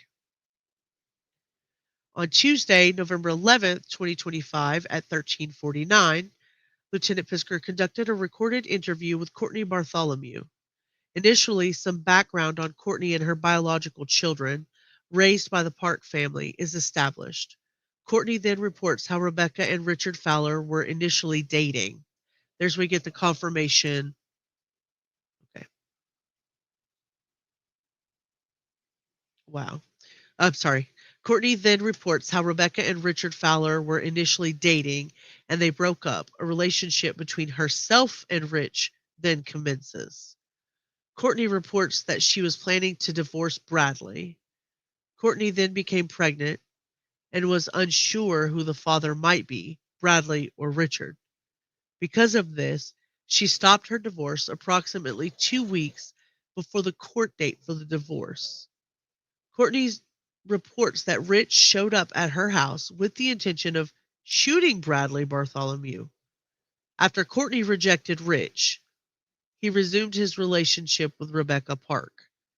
Cortney also reported that Rich had returned to her residence and raped her forcefully, causing her to have a miscarriage of the baby she was carrying. A report of this incident was made with the sheriff's office. However, Cortney said Rich was not charged. Cortney identified that she was concerned for Rebecca as she was aware of how abusive and aggressive Richard Fowler could be and has encouraged Rebecca to leave Rich. No, I've never seen longitude and latitude like that, but I'm going to make the assumption that they were trying to be as precise as possible in that area. It's a whole, you know, I'll have to look up what that longitude and latitude is. Hey, Encyclopedia, look that up. Yeah, Cortney does sound very dirty. This is very crazy. So the mother was initially dating the fiance and then allegedly pregnant. Hello, messing around. Wow.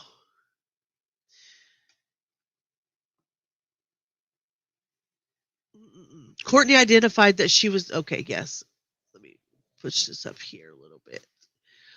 When Lieutenant Pisker asked about things leading up to the weekend, Cortney reported on Kimberly and Rebecca coming over on Saturday, November the 1st, 2025, to her residence at 30 South 21st Half Road.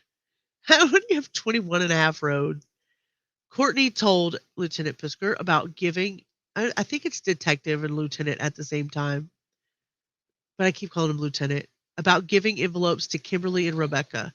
These envelopes were later reported by both Kimberly and Rebecca to have been empty.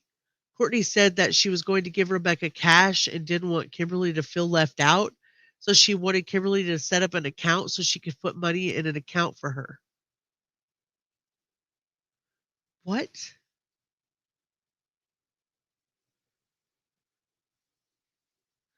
Courtney told the detective about giving envelopes to both of them, but they were empty. And she was going to give Rebecca money, but didn't want Kimberly, her little sister, to feel bad. So she gave them both empty envelopes and then told her to get an account in the bank so she could put money in. What? Yes. Hey, Mustang, so nice to see you. Welcome in. Courtney then reports having forgotten to give Rebecca some items for her baby while at the house. So she contacted Rebecca and then brought the items to her at Richard Fowler's house Saturday night.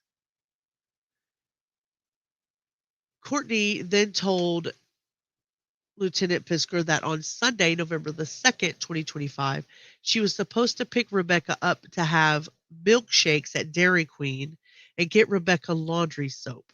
These plans fell through when Rebecca went to Cadillac Munson Hospital as she thought she was in labor. Courtney reported that she and Bradley both visited Rebecca and Rich in the hospital that day. It is confirmed that Rebecca was not in labor, had only dilated to 1, and she was released from the hospital. Bartholomew drove Rebecca and Rich home from the hospital. Courtney said that when they arrived at Fowler's, he was throwing their bags, and Rebecca had whispered to her that Rich had been acting like a real big ass mom.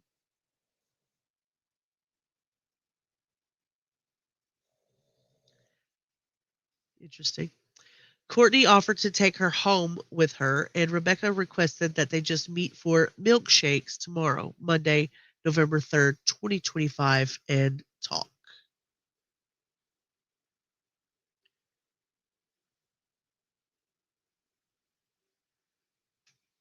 Interesting.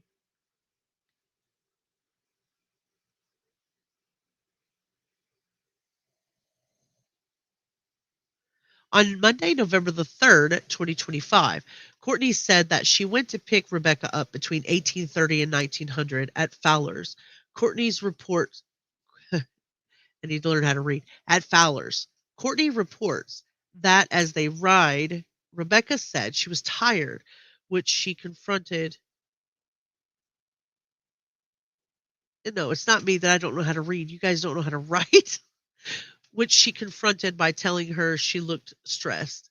She claimed that Rebecca was upset with Rich, identifying that he had been hounding her to obtain money to fix his truck.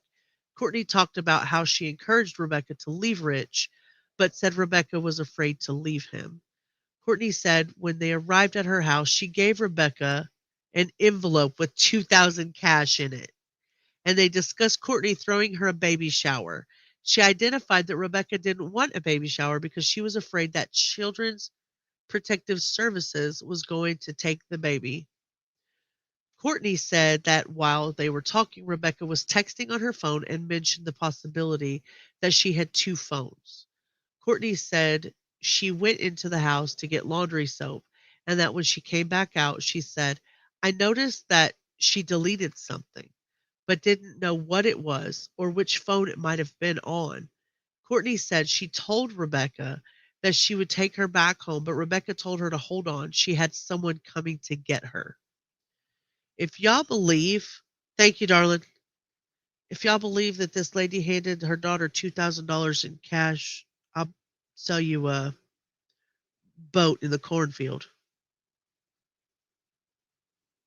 Interesting.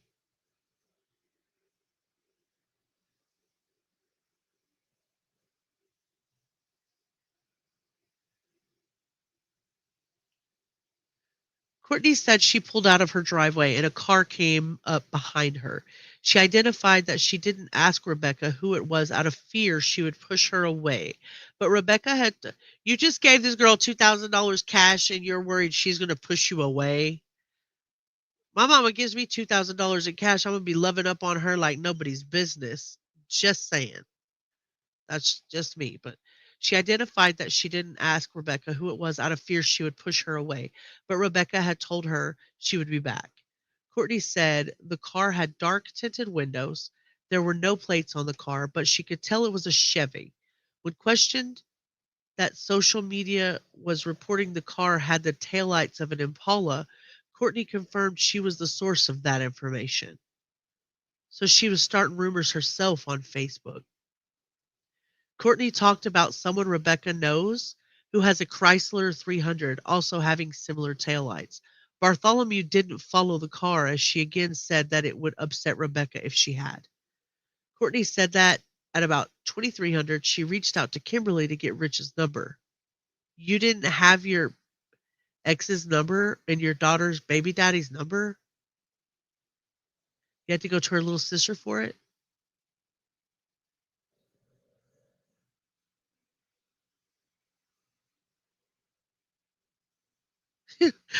Dishes, laundry. Yeah, I'm telling you. At about 23:30, she said she tried to call Rich, so she sent him a text that Rebecca had left with someone. Cortney confirmed that Rebecca was texting while they were together. Her next contact with Rich was Tuesday morning, and she reported telling him that she had given Rebecca $2,000. Cortney then said that Kimberly sent her the GPS location to Rebecca's phone, which she said she put into her phone, and it took her right to the phone. When I asked who went and got the phone, Cortney then identified we, who was identified as Bradley and herself. It is reported that Bradley found the phone, and he then handed it to Cortney. Lieutenant Fisker confronted Cortney of an image she had sent to Rebecca of a check that was made out in her name for $18,000. She claimed that when her mother died, she was left money to do with what she pleased. I saw a picture of this check. We'll look at it tomorrow.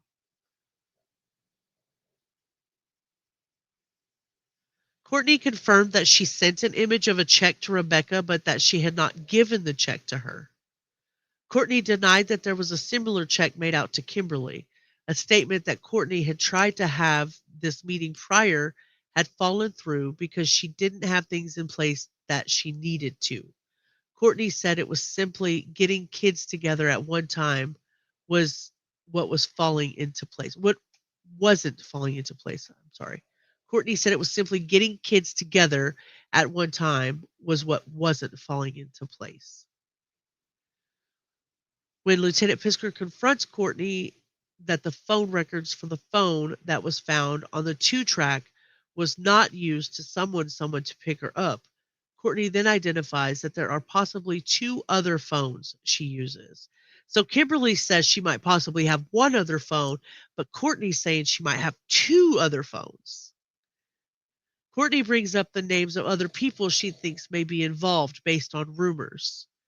Specifically that Mike Haynes and Ashley Cruz were supposed to help Rebecca get away from Fowler. As Lieutenant Fisker discussed phone location records with Cortney, she confirms that she picked Rebecca up between 1830 and 1900 and came south on South 41.5 Road to Mackinac Trail and turned west onto East 33 Quarters Road to continue out to her residence on South 21.5 Road. Location data from Rebecca Park's phone supported this route of travel.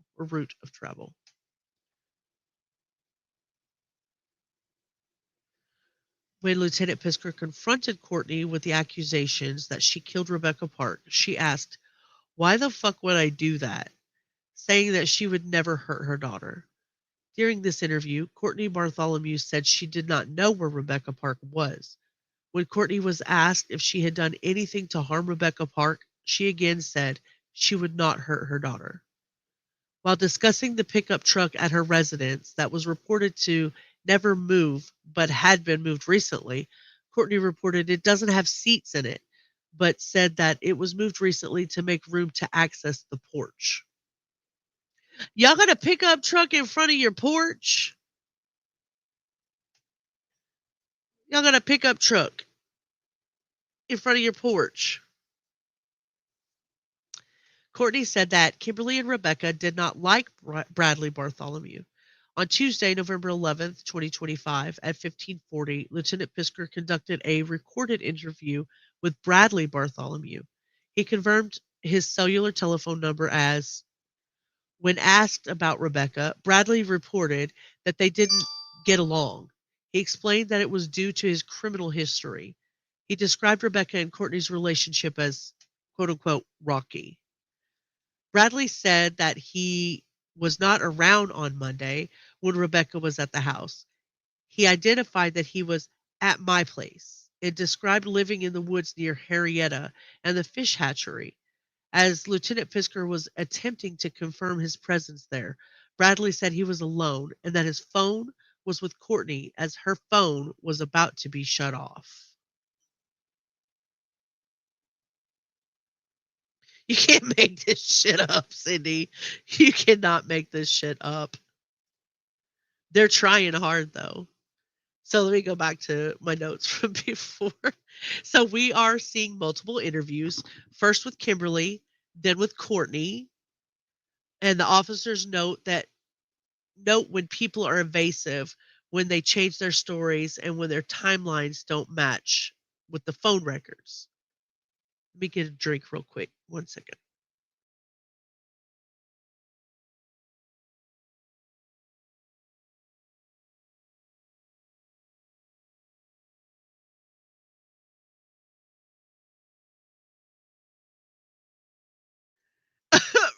Rubber. Okay, I'm sorry. I'm sorry. It just sounds funny. So you use your truck to block the wind from your porch? Obama phones are a myth. The Lifeline program offers monthly discounts to low-income people. I administered this program years ago.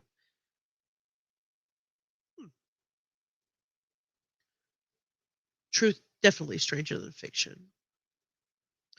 With Kimberly, the affidavit highlights how her description of the mystery driver and the vehicle shifts, and how she's relaying information that actually traces back to Cortney, not something that she personally witnessed herself.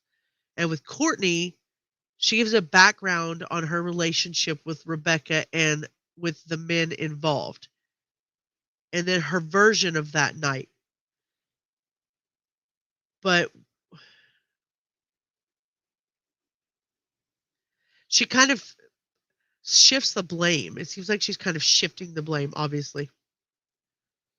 Cortney talks about picking Rebecca up, driving the truck, and an unknown car behind them.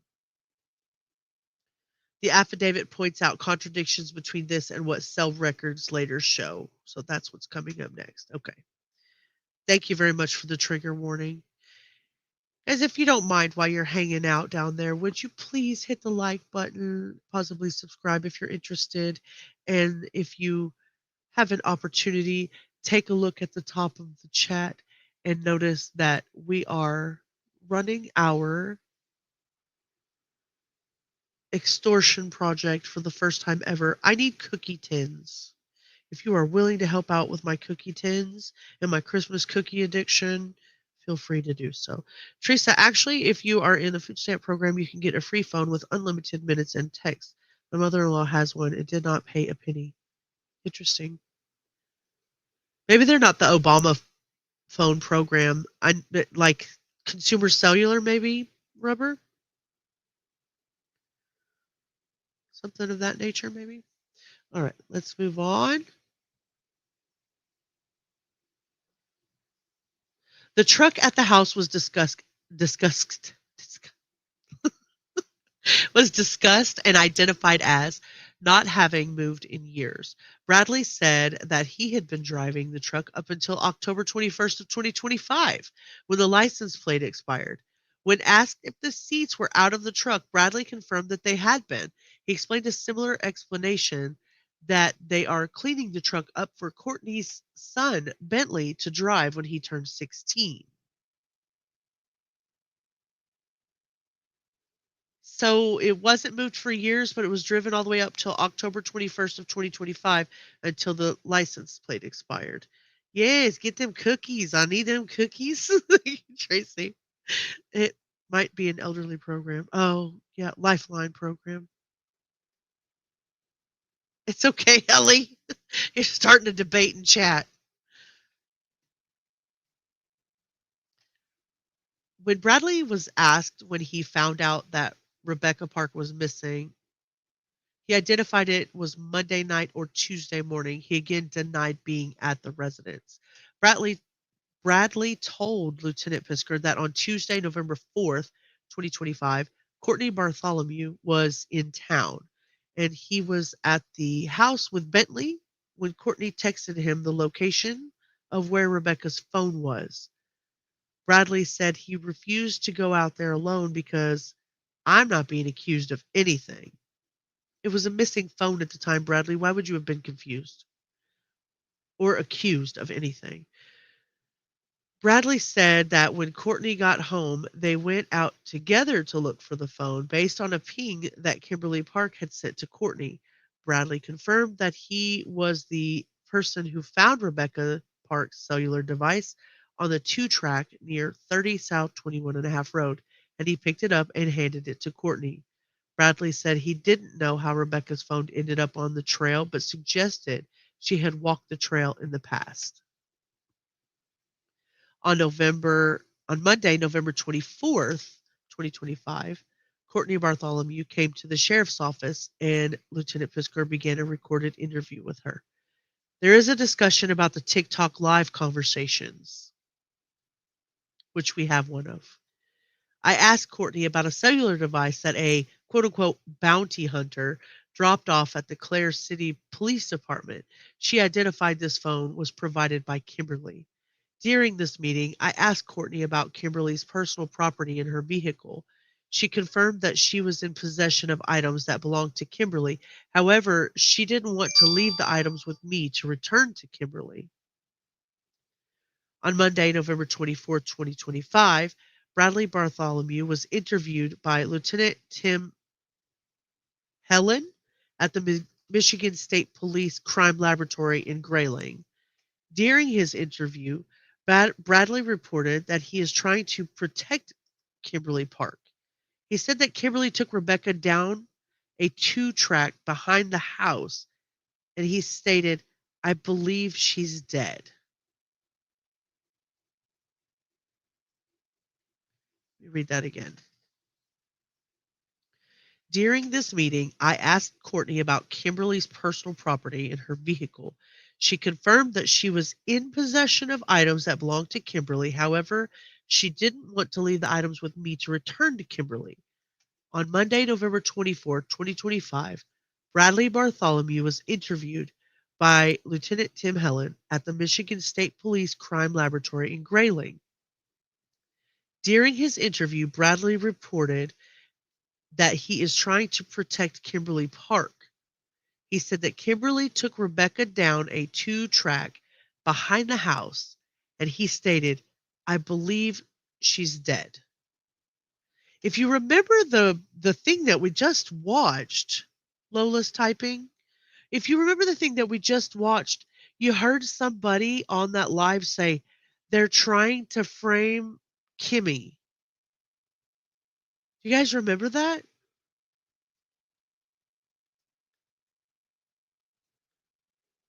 That's a possibility, Cindy. Hi, Lola.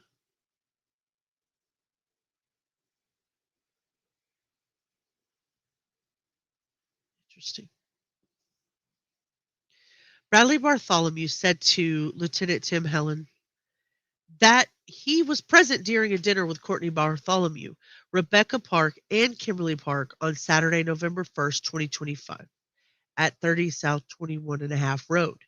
During this time, Bradley said that Kimberly had a private conversation with him asking about the 2 tracks behind the house, and that Kimberly stated she needed to get Rebecca, quote unquote, out of the picture. On Tuesday, November 25th, 2025, at 1416, Wexford County Central Dispatch received a 911 call from Courtney Letterman from telephone number stating that she had found a body covered with leaves that, quote unquote, looks gutted.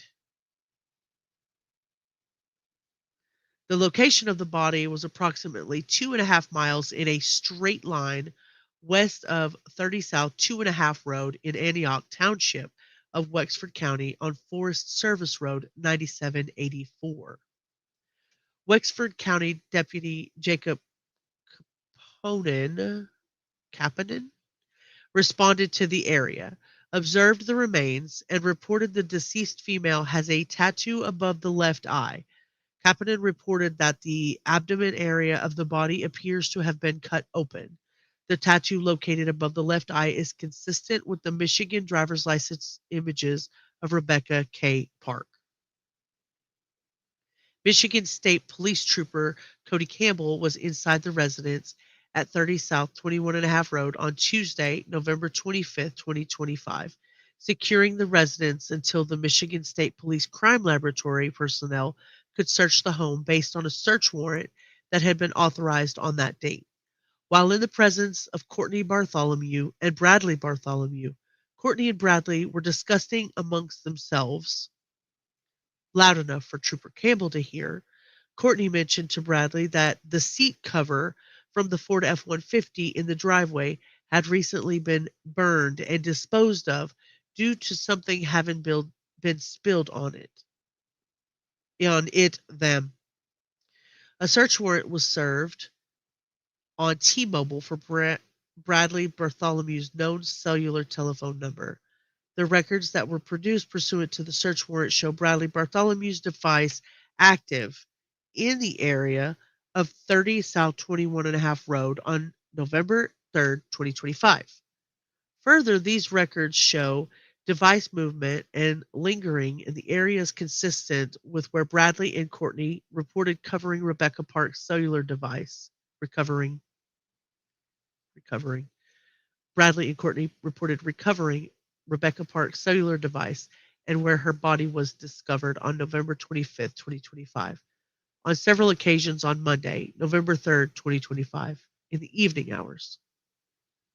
These records take place after the records obtained from Rebecca Park's phone and network demonstrate her arriving in the area of 30 South 21 and a half Road, November the 3rd, shortly after 1900.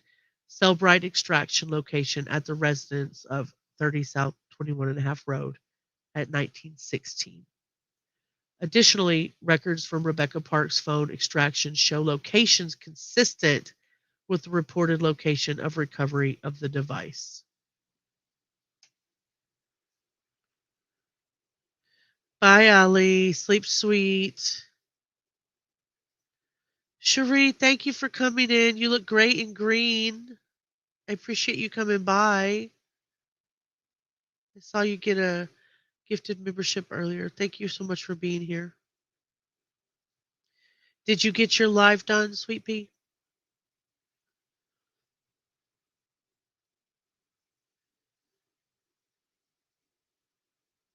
Good night, Ali.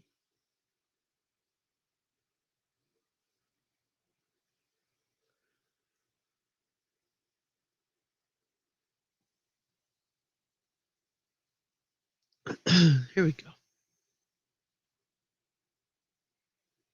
A search warrant was served on Verizon for Courtney Bartholomew's known telephone number. The records that were produced pursuant to the search warrant show Courtney Bartholomew in the area of 30 South 21 and a half Road, and both Bradley and Courtney's records show them in communication with one another shortly after her arrival with Rebecca Park. Additionally, Courtney Bartholomew's phone records have activity consistent with her interview statements that she traveled to pick up Rebecca Park up at Richard Fowler's residence at 1531 North 41 and a half Road, then transporting to her house at 30 South 21 and a half Road. Night, Ali. Sleep sweet. Glad you made it safe. Yes, Cellbrite extractions.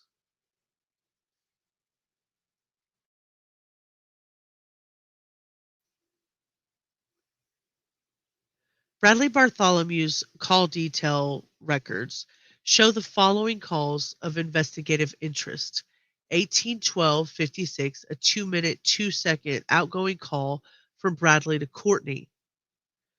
1929, second call from Bradley to Cortney.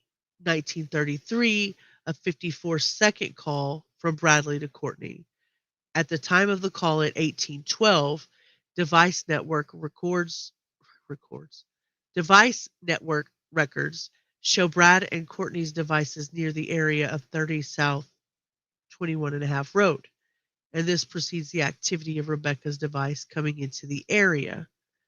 Affiant is aware the calls at 1929 and 1933 again show Brad and Courtney's devices in the area near 30 South 21 and a half Road after Rebecca's device records show her arrival in that same area.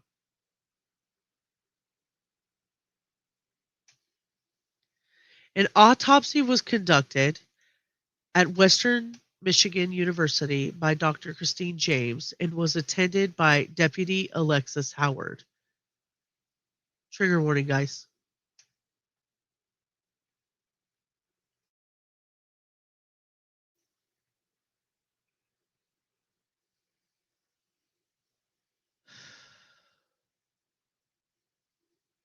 There were 6 sharp force wounds to Park's back, 2 to the right upper arm, 1 to the left trapezius area, 2 to the neck, and at least 2 to the face.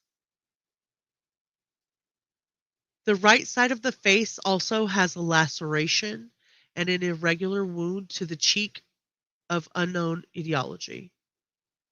The wounds to the cheek are described as superficial and do not penetrate muscle or harm any vasculature. Most of the wounds to the torso are contained in soft tissue. 1 to the back enters the left pleural space, but misses the lung. 1 to the right side of the back enters the right pleural space and does penetrate the right upper ling lobe and caused a large pneumothorax. All major vessels are intact. Rebecca Park's abdomen had incised wounds. The placenta was hanging from the open abdominal wound with attached umbilical cord, and the fetus was absent. The abdomen incision transcended the colon and the small bowel. Dr. James reported that Rebecca Park's stomach contained copious amounts of a blue-green chalky residue. There was also a thin film of subdural blood over the left cerebral hemisphere with focal subdural on the right parietal area. However, there was no subscapular or subgaleal hemorrhage, nor skull fracture is noted. The OA joint had marked laxity, but a posterior neck dissection showed no soft tissue hemorrhage.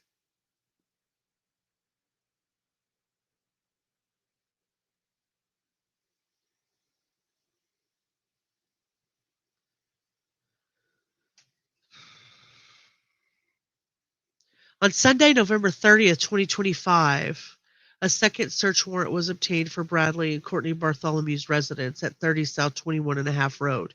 Search warrants to seize the 2007 Ford Escape 4-door SUV, red in color, and a temporary Michigan registration plate registered to Courtney Bartholomew, and the 1992 Ford F-150 pickup truck, white in color, with the Michigan registration, and have them towed to the Wexford County Sheriff's Office to be processed by the Michigan State police laboratory technicians were also obtained.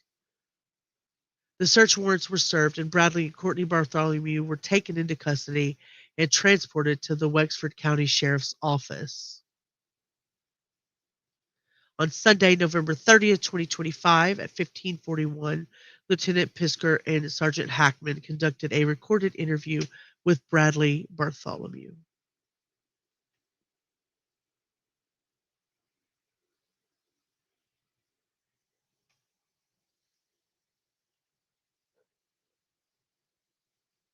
Bradley was put on notice that Rebecca's death is a homicide and that this is a homicide investigation and that there can't be any more lies.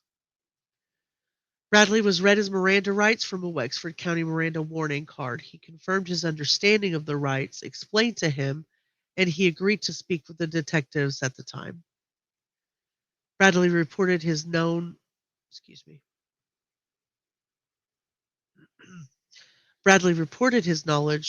that Cortney went to get Rebecca. They came to the house to get Tide Pods, and they were supposed to go get ice cream. Bradley said that he was at the house with Bentley. He admitted that he lied during his first interview about being at the residence because of his sex offender registry status.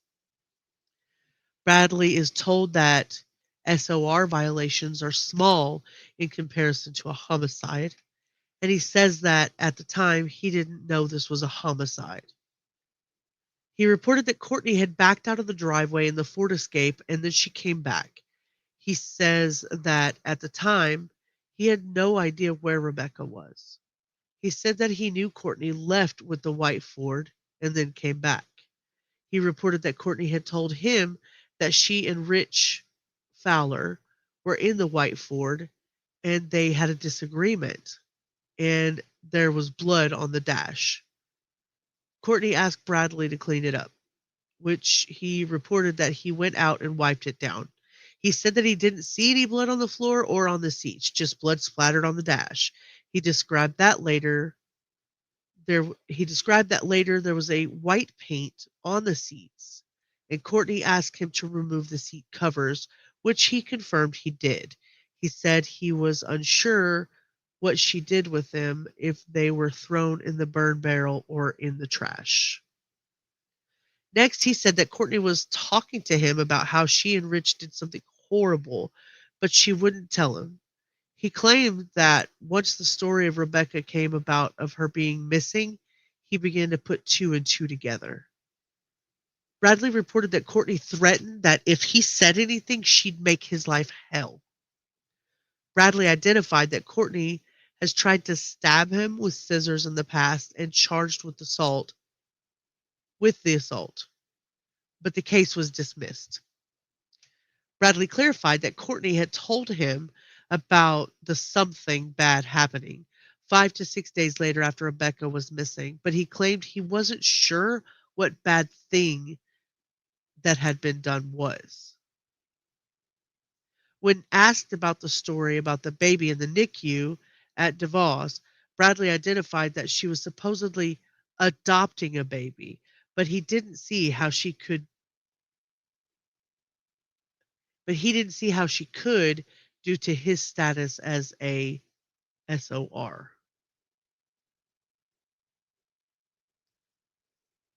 Holy crap.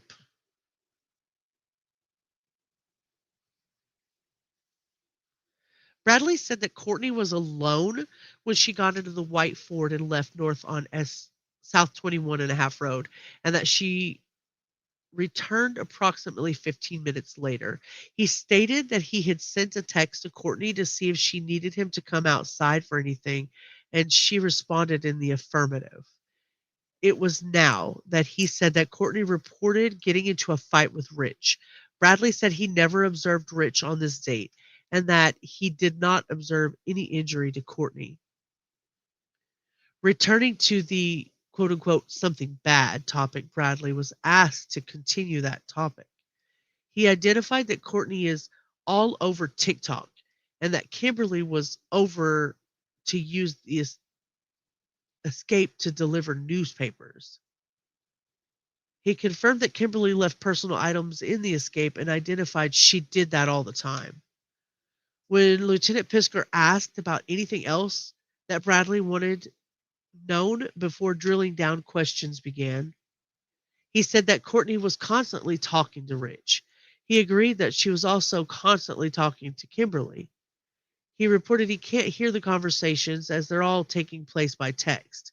He only knows it's them because he sees their names on the phone.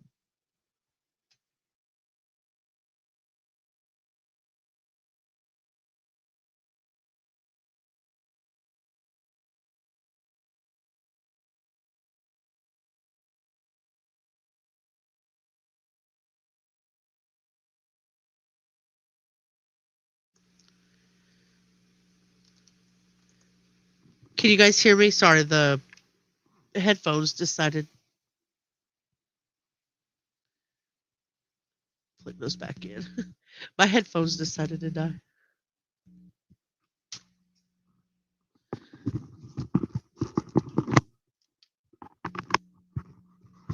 There we go. Let me plug those suckers back in. Hi, Whitney. Can you guys hear me? Am I putting everybody to sleep?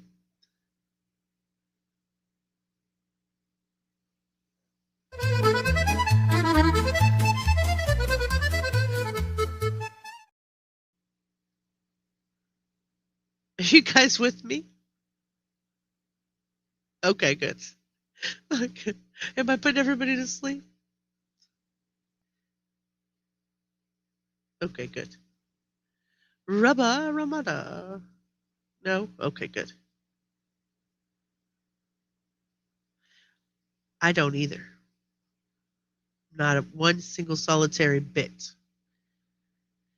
Sorry, been MIA. Had to get a new phone. My old one literally blew up like boom. Dang. Because you on fire. Kane's Nana, you've already read this, haven't you? I noticed when you said something about the paint, and then we just read about it. I was like, Kane's Nana skipped ahead. You skipped ahead, and that is okay because you are well versed, and I like that. Wide awake? Good. I know you got your hair did. I'm kind of curious. You have to send me a picture. All right, let's continue. Bradley is then confronted with records from carriers, specifically T-Mobile and Verizon. He was asked about Courtney's phone that she had previously said was no longer going to have service. Bradley identified that she had service restored, but was aware that she had conducted a factory reset on the phone. Where have we heard a factory reset on the phone? Abellas, Hannah, content. You guys have been here months and months and months ago. Who's factory fucking resetting their phone? Yes. Like, dang, bro, stop, y'all. They can see it, they can tell. He was notified that a factory reset does not prevent access to records that are maintained by the carrier. It just simply doesn't do you any good to do it. Yes, bingo, bada boom. Yes. Yes. I can tell who's been here for months and months and months. Y'all are amazing. Oh, goodness. Whitney, would you do me a favor? Please hit that like button while you're here. It won't help you. It does not help you. Yeah, Whitney, that would be scary as heck. Scary that it blew up, yes, but scary to be without a phone.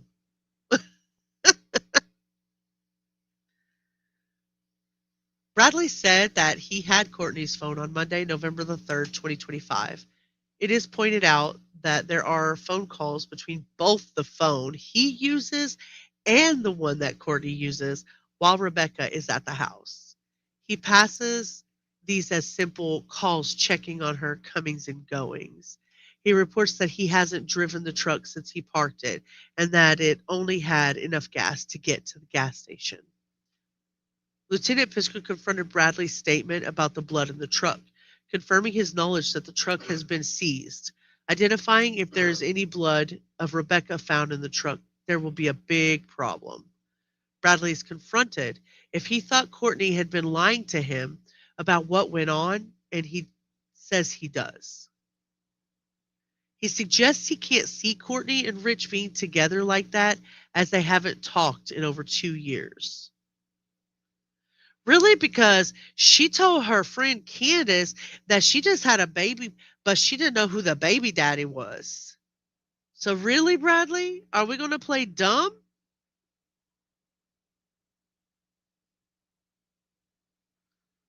You know? Anders! Oh, and you got your baby kitty in there. It's so nice to see you, sweet pea.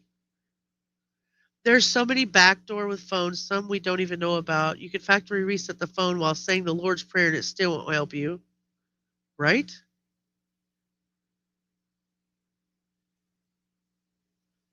You hear me? You must be a little behind. Hi! Good to see you, Anders. Bradley confirmed that there are no $18,000 checks. Well, I will tell you right now, Bradley, that I have seen a picture of an $18,000 check. What do you think about that? He did not know why Cortney sent images of the checks. Well, because she was making stuff up, much like the $2,000 that she gave to Rebecca and not Kimberly. He did say that he spoke with Kimberly on Saturday, November the 1st, 2025, after their dinner that night had ended. He said she was asking about the 2 tracks behind the house. He denied that Kimberly told him that she needed to get Rebecca out of the picture. He identified that Kimberly had said this to Rich Fisher, who he identified as Cortney's cousin. There are a lot of names in this affidavit. Sergeant Hackman confronted that this is not what Rich Fisher told him when he interviewed him personally. Bradley reported that Kimberly is jealous of Rebecca and that he is aware that Kimberly has had a relationship with Rich in the past. Whoa! Wait a minute. Wait a freaking minute. Bradley reported that Kimberly, who is Rebecca's younger sister, is jealous of her, and that Bradley is aware that Kimberly, the younger sister, had a relationship with Rebecca's fiance, the meth dealer, who was also the ex of Cortney, who is Rebecca and Kimberly's biological mother. Hello? What?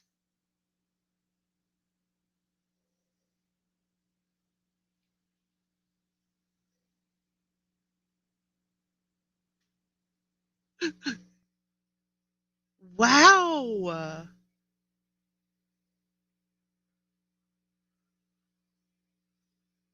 Oh, no. Yeah, exactly. It just keeps getting better and better. It keeps getting better and better. So Bradley was aware that Kimberly was jealous of Rebecca and that Kimberly previously had had a relationship with Rich, which is his wife's ex. You can't make this shit up.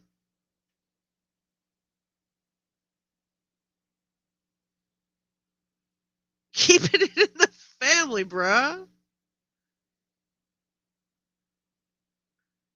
You're exactly right, Scratch. And so these are the days of our lives. Anders, do you have Mustang blocked? Because unless you're trapped in top chat, if you are trapped in top chat, you may not see Anders. So go to the top and make sure you change it over to live chat. Right, Orange? It is so good to see you. I'm so glad you're here. This is craziness now. Are there not enough people to go around? You know, I'm just saying. I'm just saying. You're in all messages. Anders, you might have Mustang blocked or vice versa. not sure why you would.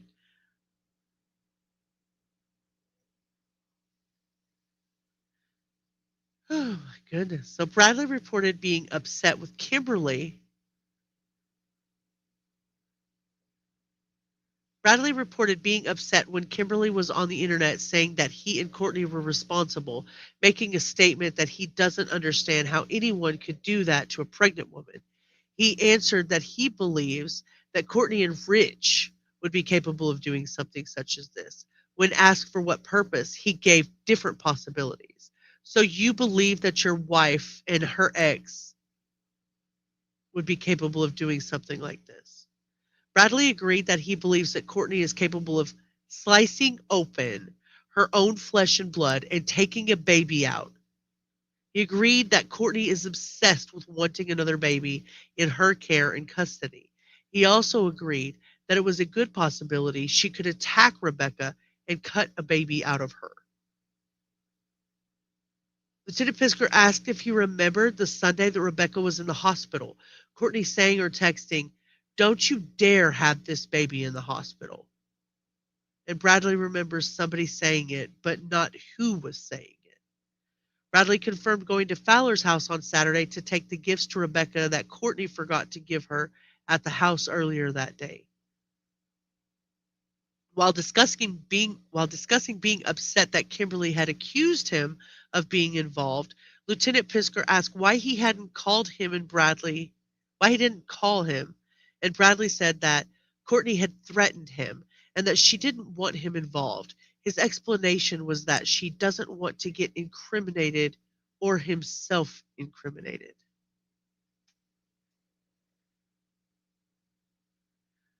Bradley began to say that he thinks that Cortney has more to do with it than she wants to claim. He said all the evidence is pointing to her. Bradley, you don't even know what the evidence is. He suggests that he believes all the evidence would be in the white Ford. The blood he observed inside the trunk is discussed and described. Bradley said that he removed the original seat covering about a week and a half after Rebecca went missing because it had got white paint on it. When asked what he thought happened, Bradley responded he thought Cortney was jealous of Rebecca. He agrees that Cortney would like to have another child. He also thinks that Rich wants to get back into a relationship with Cortney. You just said earlier in this affidavit that you didn't think that that was a possibility because they hadn't talked in over 2 years. You're giving me whiplash, Bradley. Bradley agrees that he thinks that Cortney could point the finger at him as being responsible when we interview him. When Bradley is confronted with Cortney being in possession of the cellular device with the number when she went to pick up Rebecca, he claims he can't say she possessed it, but it was there at the house, and he had it to call her. He then confirmed that Cortney did not have that phone when she went to Fowler's to pick up Rebecca. He reported she got that phone when she came back from getting the white Ford. I'm floored. I am floored. You don't have anyone blocked? Justice for Mustang. Vice versa then. Yeah, that's right. Free Mustang. Kay's Nana, thank you so much for contributing to my cookie extortion project. Kay's Nana says, you deserve cookies after reading this. Thank you so much. I appreciate that. Cookie extortion.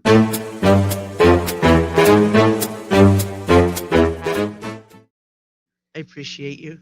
Thank you very much. Not the brightest crayon for sure. Hey, thank you so much. You've been chewing on those crayons. Yeah. They've been eating those Tide Pods. I agree with that. Cindy, thank you so much for contributing to the Extortion Cookie Fund and dropping some milk and coffee in there. I really appreciate that. Thank you so much.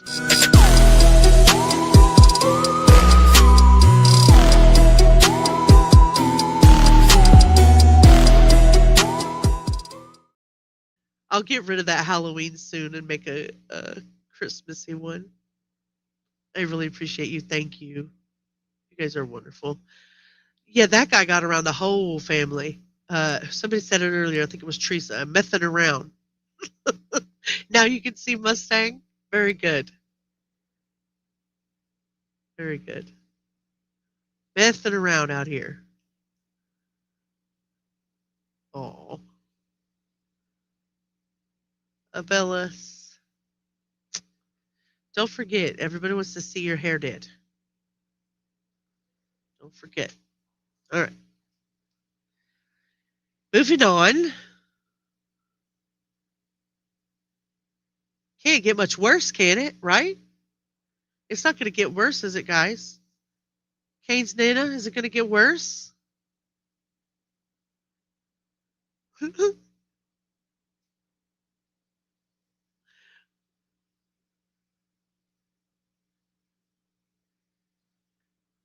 guys are showing out. I appreciate you so much. Okay.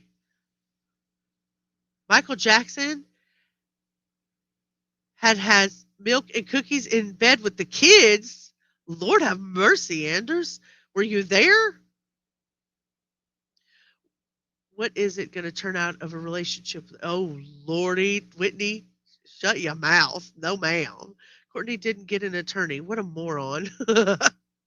Kane's Dana says, keep reading. I don't think she needs a baby. No, she didn't raise the kids that she had. You need an attorney, Courtney. You need an attorney. We want to see you got your hair did it. We got to see it.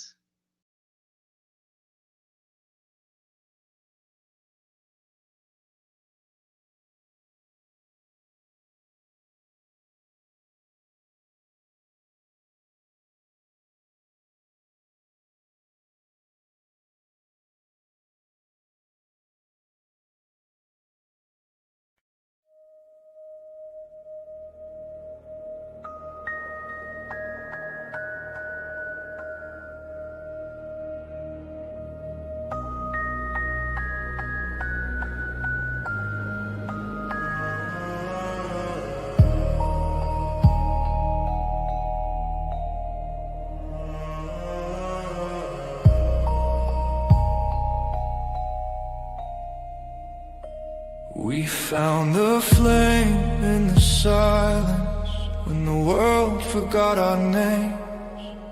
Whispers turned to promise. In the dark we stayed the same. Ashes carried stories, falling stars and sleepless nights. Every scar became our glory, every shadow fed the light.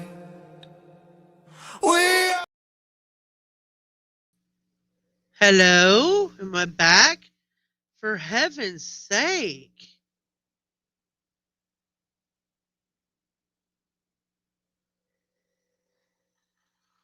Whoa.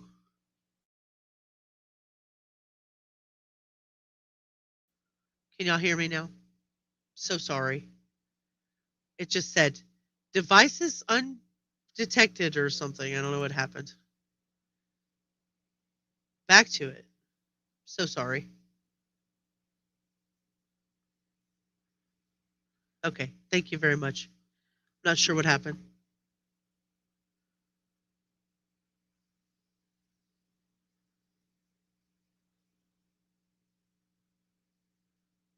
Oh, I love that.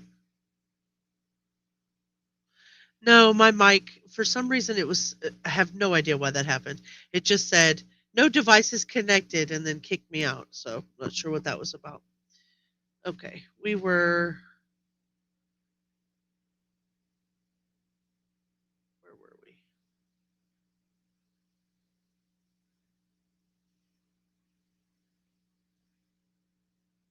I think right here. Okay, here we are, right here. In recent legal proceedings, Cortney Bartholomew's defense attorney mentioned that she needs to be released from jail due to medical conditions and a need to care for a 14-year-old son, Bentley, I think. Thank you. Thank you so much. Sorry. I love that story, Abellis. Thank you for sharing that. Kate Zana said they were in terrible condition when they got to the foster moms. 1-year-old was wearing 3 to 6 month old clothes and cried when touched. Oh my gosh, that's terrible. Yeah, Bentley or whatever. Bentley, I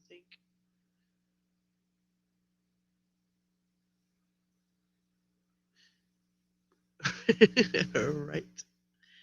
Jeez. Okay. Lieutenant Pisker asked Bradley what else he wanted us to know about, and he told us that Cortney has scalpels in her bedside stand, describing them as disposable scalpels for lancing cellulitis.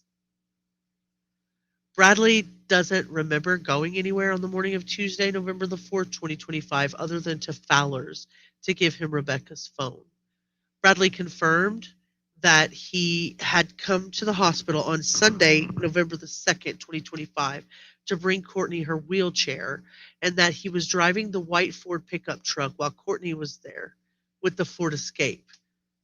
Bradley, earlier you said you hadn't driven it since October the 25th, bro. He did not ride back to Manton with Cortney when she drove Rebecca and Richard home. Bradley begins to show some emotion about the possible outcome of this investigation. No, Anders, not in any way whatsoever. Not at all. Bradley is given a break at this point in the interview. On Sunday, November 30th, 2025, at 17:14, Lieutenant Pisker and Sergeant Voss conducted a recorded interview with Cortney Bartholomew. Cortney was read her Miranda rights from a Wexford County Miranda warning card. She confirmed her understanding of the rights, explained to her, and she agreed to speak with the detectives at this time. Cortney identified that at the dinner at her house on Saturday, November 1st, 2025, it was herself, Rebecca, Kimberly, Bentley, and that Brad was hiding in the truck. Brad was hiding in the truck?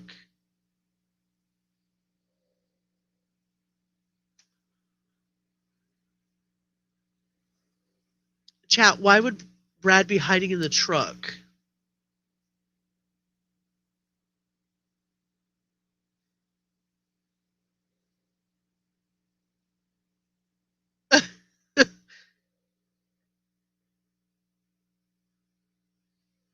So anytime you see a big story shift over these, like even this stuff in the affidavit, I'm sure you'll see. Anytime you see a shift like this, it's usually like the moments that the jury gets like starts leaning in and listening close, right?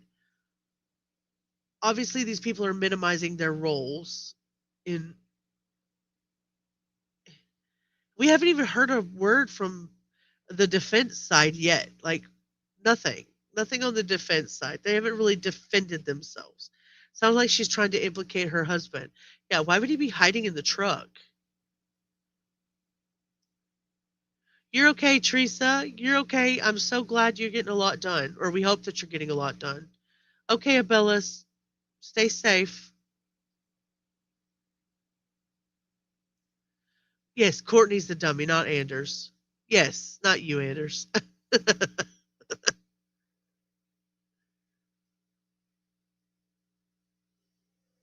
This is crazy. His story just shifted over and over and over. He changes course and like he blames Courtney, and then he starts to show like the knowledge about the blood and the cleanup, and that somebody who was completely uninvolved shouldn't have. Somebody who's not involved shouldn't have that knowledge. It's crazy.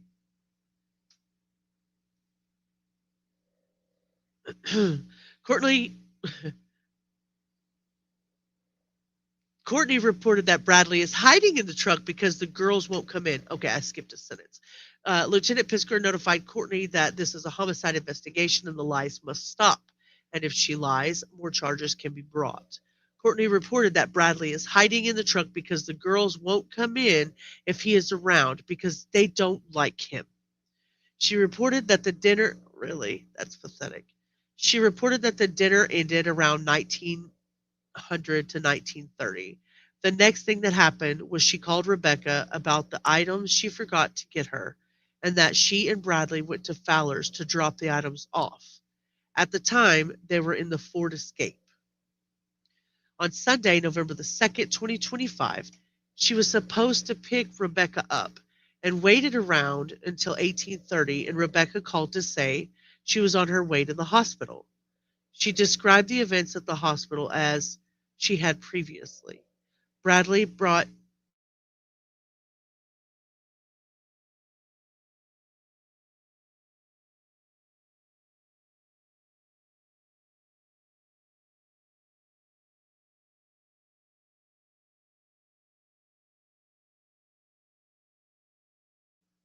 Welcome in. Nice to see you. It is what nightmares are made of. You don't live far from this. So glad you're here.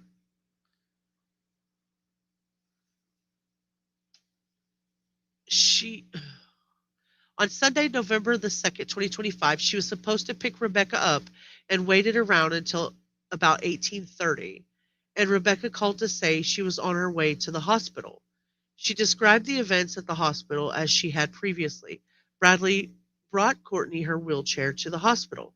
Bradley was driving the white Ford F-150, and she explained how he stopped at the Meyer gas station to get gas for the truck while she drove Rebecca and Richard home.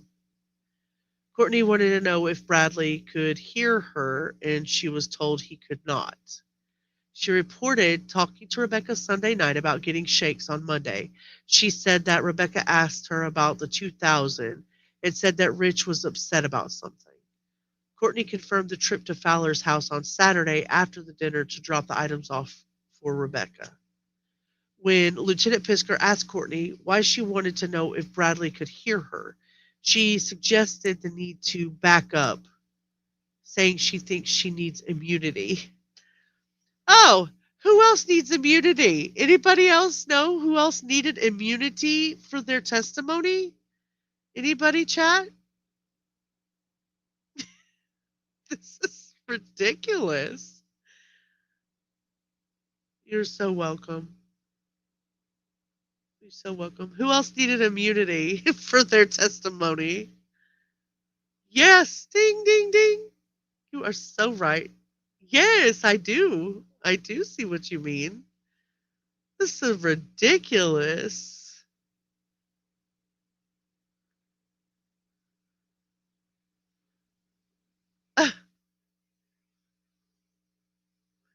Got mail. You've got mail. Oh, hopefully that's my picture of Abellis's hair. Yep, exactly. I don't know, Scratch. I'm not sure. That would be 100%. No relation, but oddly enough similar. Yeah, and a couple of different things. Yes, Wendy Adelson.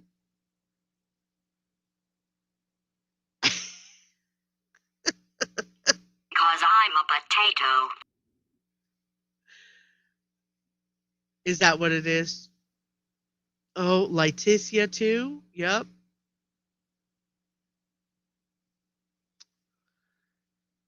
Hey, people with one leg still know how to use a butter knife. And apparently she has scalpels next to her bed for cellulitis purposes, lancing her cellulitis, which is gross in itself, but whatever. Blech. She needed immunity. Cortney suggests we get the prosecutor here.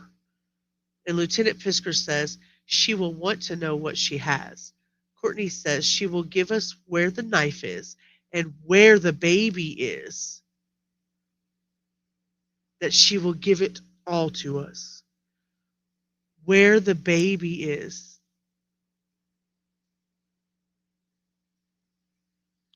She will give us where the knife is and where the baby is.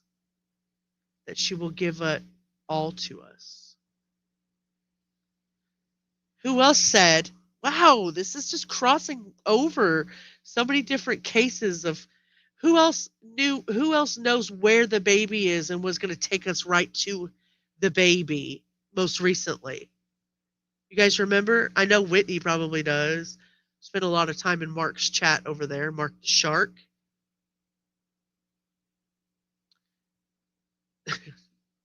A potato. That's your picture? Oh, sassy granny.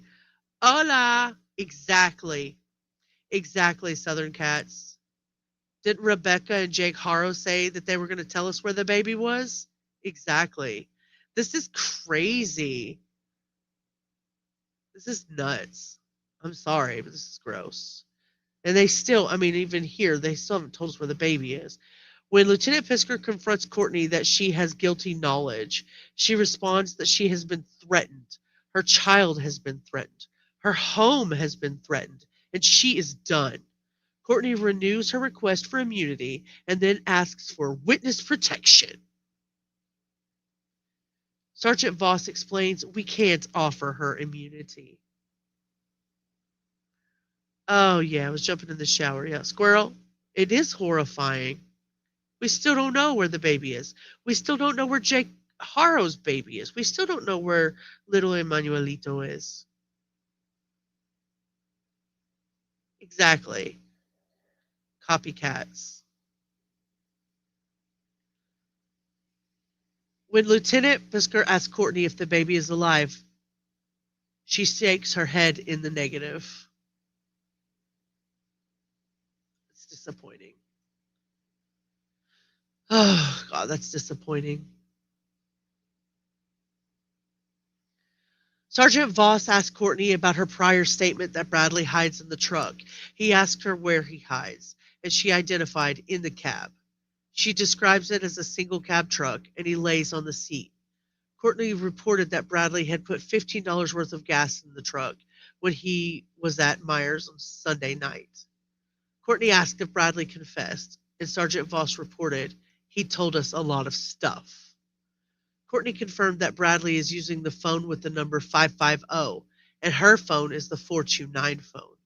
She confirms that she had the 429 phone on Saturday, Sunday, and the Monday that Rebecca disappeared. She said her phone was taken on Monday night and she was told to go back in the house.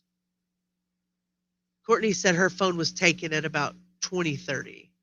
She renewed her request to contact the prosecutor. Sergeant Voss again told her, we need to know what she knows to take it to the prosecutor. When he suggests an example that she will even tell us where the baby is, she interrupts and says, in the garbage, in a blue cooler.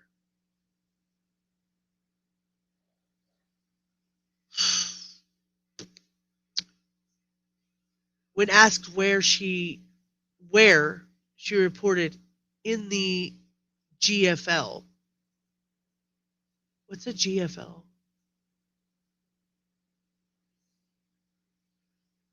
When asked where she reported in the GFL, Cortney says, he said he put him in a black bag.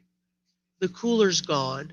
The cooler is Brad's work cooler, adding, he put him inside the cooler and drove him up and down the road looking for a GFL that wasn't mine.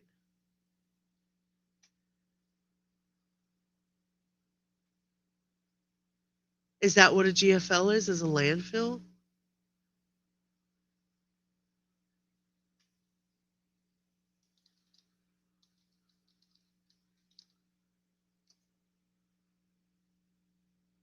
Green for life.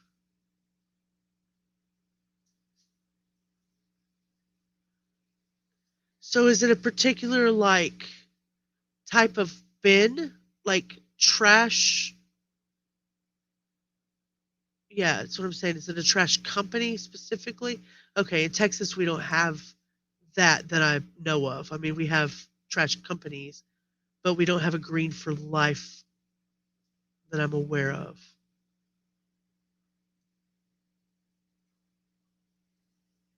Wow. Whoops. I didn't mean to do that.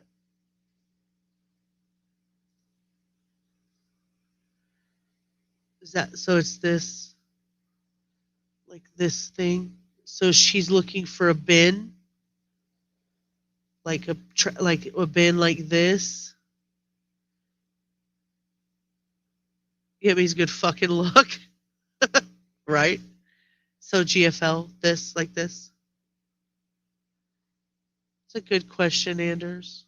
It's a really good question. It's disgusting. You guys are ridiculous.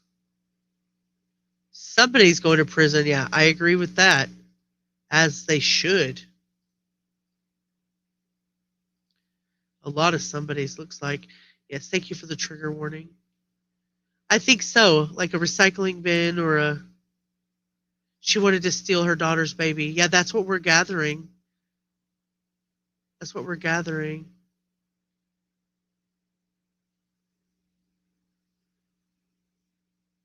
Wow. A GFL. Okay. So he put him inside the cooler and drove him up and down the road looking for a GFL that wasn't mine. So I'm guessing one of those little green trash cans, which is the equivalent of Texas's like blue recycle bins, I'm guessing. When Sergeant Voss asked why, Cortney reported that it was related to Bradley going to jail last year when Fowler turned him in. She explained that it is all retaliation. She identified the night when they went home after their last interview. She confronted him about his examination and his failure. Sergeant Voss asked Cortney which vehicle he used to get rid of the body, and she identified her white truck. She is then asked how he got her in a position to kill her. She explained how she pulled into her driveway. She had notified him she was on their road. She explained that she got to the house and talked to Rebecca for a few minutes, and Bradley walked up and pulled her out and said, "I want to talk to you." Cortney described that the white truck was sitting out by the road and explained that she didn't think anything of it, you know. Brad was supposed to be her stepdad. Cortney wanted to know, but he was supposed to be her stepdad, but he hid in the truck? What do you mean she didn't think anything of it? Are you kidding me right now? Cortney wanted to know where they were going and that Brad told her to take her ass in the house and don't worry about it. She said she went into the house because she didn't think he would hurt her. But he hides in the truck during dinner because the girls don't like him? You're full of shit. Got it. Got it. Like no one would notice she had a newborn, but her pregnant daughter went missing. Exactly. Like you have to, if people can't ask you for proof of adoption, but if people know you weren't pregnant, or just like, oh, you randomly adopted somebody, somebody will report that shit. Did you? You saw him, Anders? He wouldn't hurt her, according to her, but they hide him in a truck when the girls are there for dinner. You guys are pathetic liars. Bradley is reported to have returned to the house at about 22:30 and told her that he had taken Rebecca home. Cortney confronted him that he had not, and he told her he had and that she would call her in the morning. Cortney asked him for her phone, which she reported he told her was out in the shed, and he went out to go get it. Something. It's covered up by this tin here. She maybe something when he came back into the house. He said, yeah, she didn't go home. Instead, telling Cortney that he took her to a maybe hotel. I can't see what that says. But when she asked him to take her there, he just told her that Rebecca said to him that she didn't want anything to do with her, meaning Cortney. Cortney reported calling Rich to tell him to call her back ASAP, and that while Brad was watching her, she told Rich that, "Dude, your old lady left with some guy," or Bradley would backhand her. Cortney confirmed for Lieutenant Fisker that the story about the black car was made up and never happened.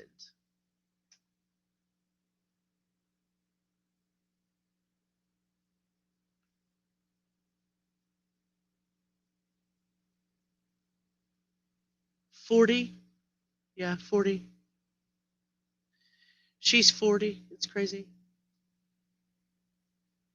Asking her to continue, she reported Kimberly sending her coordinates to Rebecca's phone and asking Bradley why her daughter's phone would be across the road, and his response was, "I don't fucking know."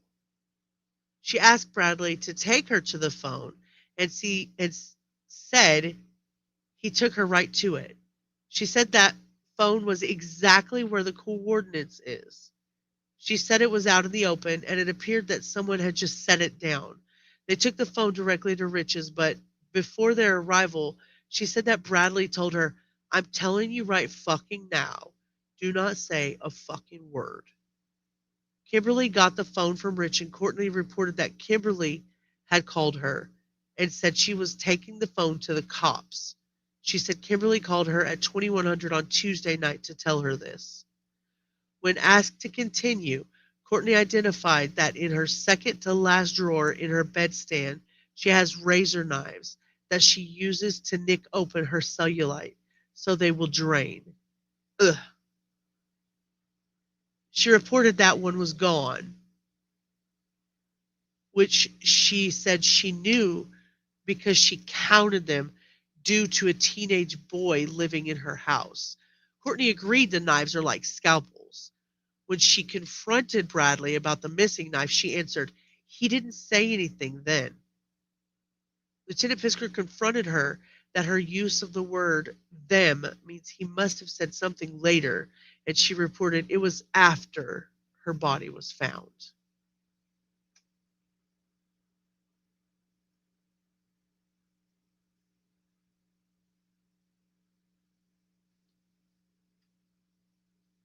Jeez. Yes. Yes.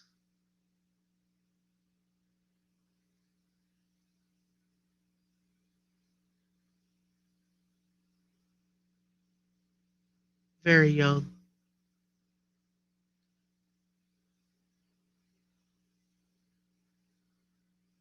I've never had cellulitis, so I don't know. I don't know if that's common practice or not. I wouldn't assume so, Anders, but I don't know.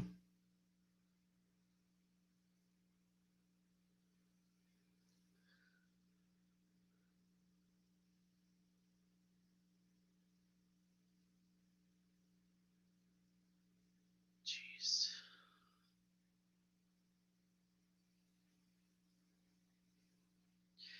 Courtney said she kept asking Bradley where her daughter was, saying he answered, "You'll find out soon enough." She goes on the report that after returning from his last interview, he told her about Kimmy. So there's the word Kimmy that we were wondering, well, I was wondering about when they said they were trying to set Kimmy up. There it is. He told her about Kimmy, was asking about woods behind the house to go trail riding. Courtney said that Kimberly will not talk to Bradley ever alone. But you thought it was okay to leave Rebecca alone because he wouldn't hurt her? The 38-week pregnant woman who didn't like Bradley at all? You thought it was okay, but Kimberly would never talk to Bradley ever alone? I'm not buying it. She reported trying to get Rich Fisher to take Kimberly's bag to her. She said that Bradley said, "You can't have that. You're not taking her bag." He said, "Nobody's taking this bag." Courtney said she realized Kimberly's wallet was in the bag, questioning why he would want her wallet. "Well, I don't know, Courtney, maybe because you told him you gave her $2,000?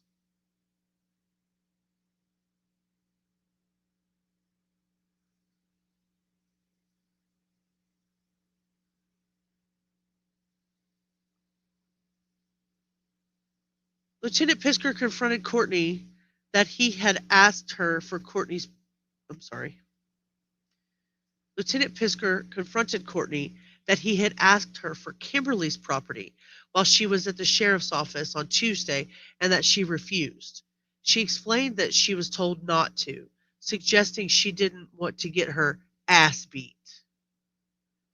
She reported that on Tuesday, November 25th, 2025, in the morning, Bradley took the truck and went west on West 26th Road.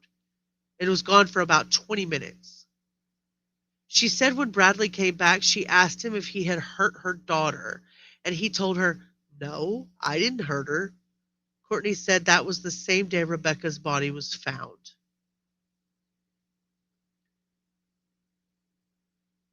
So that must have been when he moved her, or they moved her, whoever moved her from one place to another, although we don't know where she was initially. Cortney said that on Wednesday, November 26, 2025, in the morning, she confronted Bradley and asked him what he did. She reported he told her, "I'm going to tell you once, and I'm going to tell you, and you're going to fucking drop it, and you're going to shut the fuck up." He's like, "I'm the reason your fucking daughter's not here, that your life is upside down right now." When she asked him why she said Bradley said, "Rich fucked with the wrong motherfucker."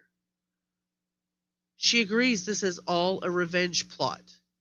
Cortney said that when she asked him what he did to her daughter, Bradley said, "I slit her fucking throat. Bitch deserved it." Jeez. She goes on to say that he deserved it too, and it just happened to be your daughter that's going to pay for it. Cortney said when she asked about her grandson, she said Bradley said, "Oh, I stuck him in a cooler, stuck him in a trash bag, threw him in the trash."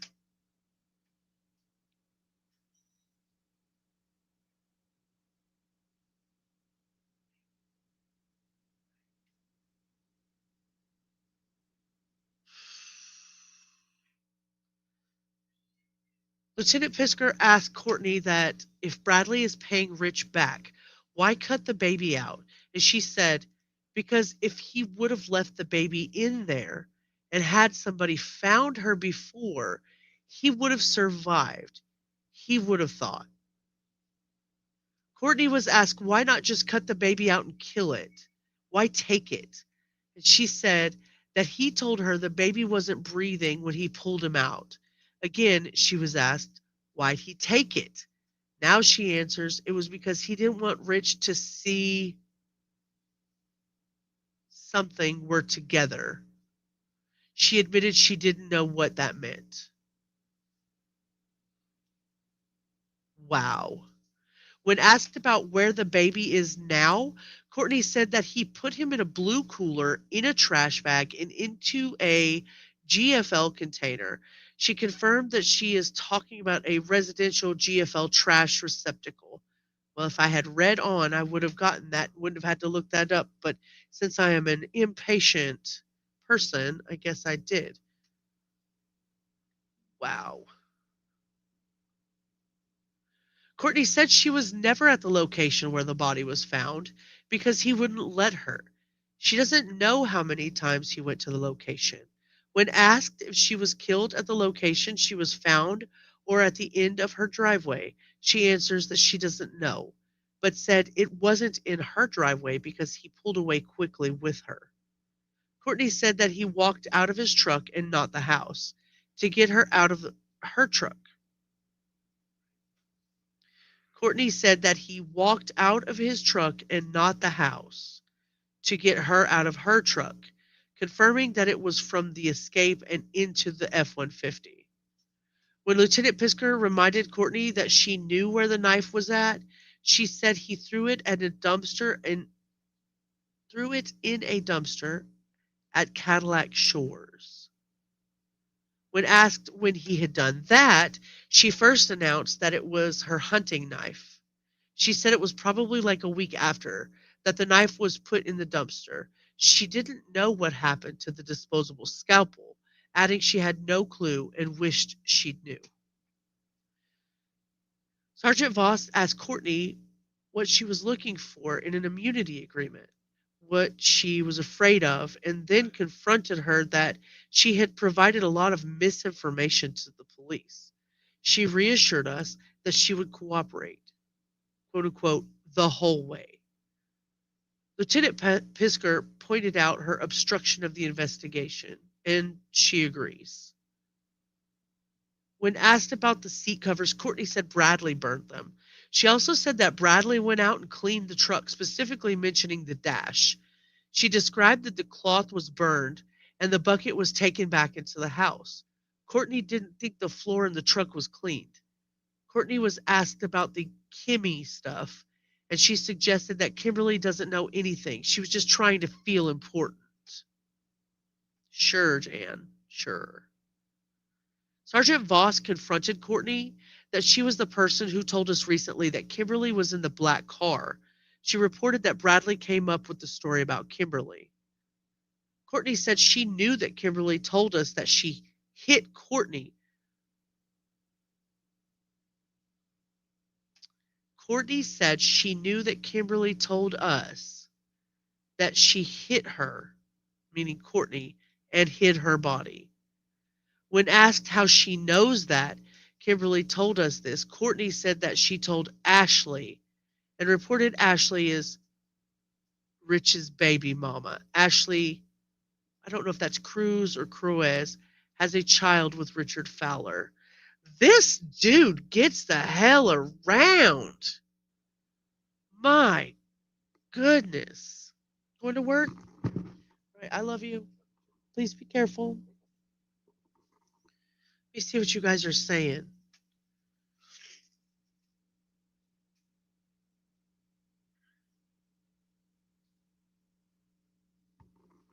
Ugh, I just got to go way back up here. Sorry, guys. Just type their names on YouTube and you'll see it. Part of a 4-part series with other killers that stays with you. Dang Mustang.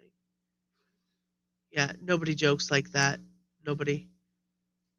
Cortney tries to play a victim when she did it herself. She definitely is doing that. That doesn't sound very nice. How old was this girl? I believe she was 40. Yeah, I think we talked about that. She's 40. Special place in hell for them. Yeah, I agree with that. Oh, hi. Girl, is this the girl that was Prego? Yes, this is Rebecca Park. Allegedly speculating in the house? Woo woo. Nice to see you. Internet is still shit. It'll get better, girl. Allegedly, good to see you. Kimmy is out on bond. Yes. Yes. Waiting on the damn internet. Oh. We talked about you a little bit at the beginning of the live. I'm so glad you came in to let everybody know you're okay. Almost got everything unpacked because my internet sucks. I'm putting my computer desk together now so I can set the computer up, which is what I told everybody earlier. So I'm super excited about that. Yes. You can't sleep at 6 a.m. You might as well get up and go, Anders. You might as well get up and go. In the house. Rubber. I kind of did that on purpose. Okay, I'm sorry. Scratch. They will check it. Rebecca was 22. 22. Yep. All right, let's keep going.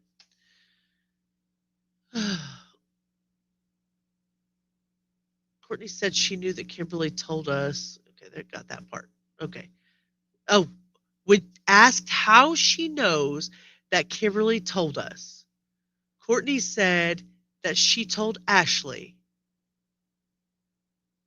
and reported Ashley. So Kimberly told Ashley, and I guess what? Ashley told Cortney? My goodness. But Ashley is Rich's baby mama. So there's another baby mama. So you got Ashley, baby mama, Rebecca, baby mama, Cortney, Rebecca's mama. This guy gets around. Gets around. Cortney said that all that Kimberly did was lie to the police and had no involvement. She also said that Rich Fowler was also not involved. How do you know, Cortney? If you didn't go and you weren't there, you don't know if Bradley did this by himself or not, or whether he took Kimberly and Rich to do it. You don't know. But because you were there, you do know, right? But did say she didn't know if he deleted anything from Rebecca's phone or not. Well, somebody factory reset it. Lieutenant Pisker asked about a text message about not allowing anyone from the state of Michigan on her property, and Rebecca saying they should talk about that. So she is clear on what that means. Cortney denied sending such a message. Sergeant Voss asked when she first learned what had actually happened, and she said it was after her body was found. Lieutenant Pisker then pointed out she could have covered herself if she had cooperated on Monday at Mount Pleasant. Sergeant Voss asked how Bradley told her how he killed Rebecca, and she said, "He told me that he slit her fucking throat." When he asked how she told him that he cut the baby out, she said, "He had one of my scalpels." She denied that he said how he did that, then said, "He just said that I cut him out. That was it. That was all he said." Sergeant Voss asks about the baby getting cut out, being put in a garbage bag and put into a blue cooler, and what he said about that. She said that he said that he just said he took him, put him in a garbage bag, stuffed him in a cooler, and threw him in a trash dumpster. She knows that it was that specific cooler because his work cooler is gone. She shows the size as a lunchbox size cooler and described it as a soft-sided cooler with a hard plastic inside to keep the side supported, and it has a black strap. They put that baby in a lunchbox, y'all. In a fucking lunchbox. Yeah, trigger warning. You leaving, babe? Be safe. I love you too. Right? Apparently nothing to do besides drugs at 2-track.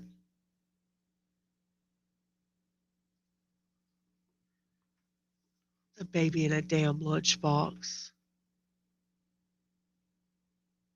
Cortney reported the garbage bags came from her house, and she knows this because she counts her garbage bags. And she noticed that 2 of her garbage bags are gone. Miss me with your bullshit. That's ridiculous. The hunting knife is described by Cortney as being green, having serrated blade on one side and a flat blade on the other side, and is a fixed blade, not a folding knife. She is sure that Bradley used that knife. The knife was purchased at Walmart within the last year, and she provided a description of it. When asked if she noticed any items missing out of Kimberly's purse, she didn't report any. Cortney denied that Bentley knows anything. We took a break and moved Cortney to another room. On Sunday, November 30th, 2025, at 1827, Sergeant Voss and I began a second recorded interview with Bradley Bartholomew. We reminded Bradley that the rights we discussed earlier still applied, and he agreed he was still good with it. Lieutenant Pisker notified Bradley that Cortney was putting it all on him. He broke down details that Cortney had provided. Lieutenant Pisker explains how the investigation has come down to involving himself and Cortney. Sergeant Voss explains how we believe it went down and how evidence will support the investigation. An appeal to Bradley was made that he needed to tell the truth. Bradley is confronted with how much gas he put in the truck when he was at Myers on Sunday after leaving the hospital, and he reported $5.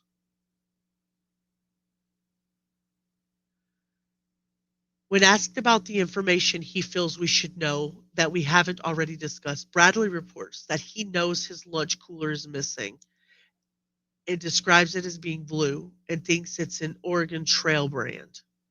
He said it's big enough to hold an 8-pack of pop bottles. His description of the cooler is basically the same as Cortney's. He estimates the cooler has been missing for 2.5 weeks. Bradley is not aware of Cortney's counting their garbage bags because of Bentley's use of them. We confront Bradley that she's blaming him for dumping the body, putting the fetus in his lunchbox. It is explained that she is attempting to place the blame on him. Bradley is confronted with a statement he made in his first interview that Rebecca was stabbed. Sergeant Voss asks him about the statement again and how he knows she was stabbed. Lieutenant Fisker pointed out that both he and Cortney have reported on the scalpel and that you don't need to make a stabbing motion with the scalpel to slice someone open. It is pointed out that Cortney said he is threatening her, including in the parking lot prior to them leaving for their interviews on Monday.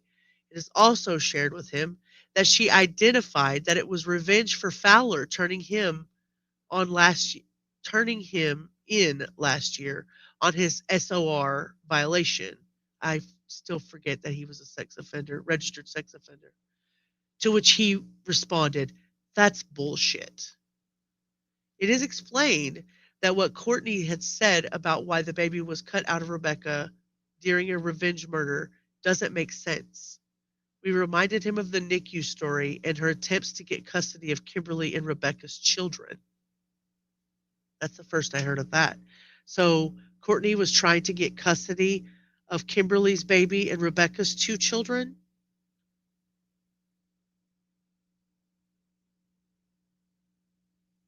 Yeah, she said 15.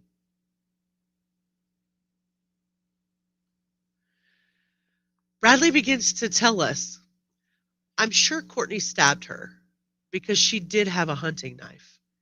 He reported the case for the knife, went into the trash bin, and thinks it might still be in the bin. He identified that the knife went into the trash at Cadillac Shores. He reports that Cortney is the one who cut the baby out of Rebecca.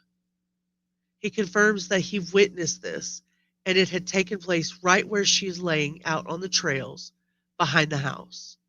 He confirms that is the reason he had told an officer to check the trails behind the house.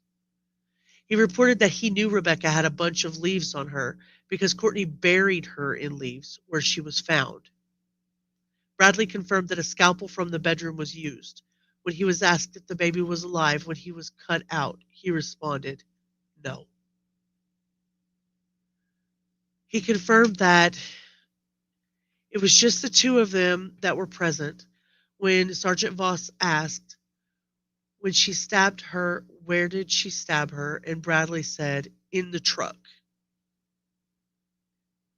When asked what location on Rebecca's body had Cortney stabbed her, he responded he didn't know as he jumped out of the truck.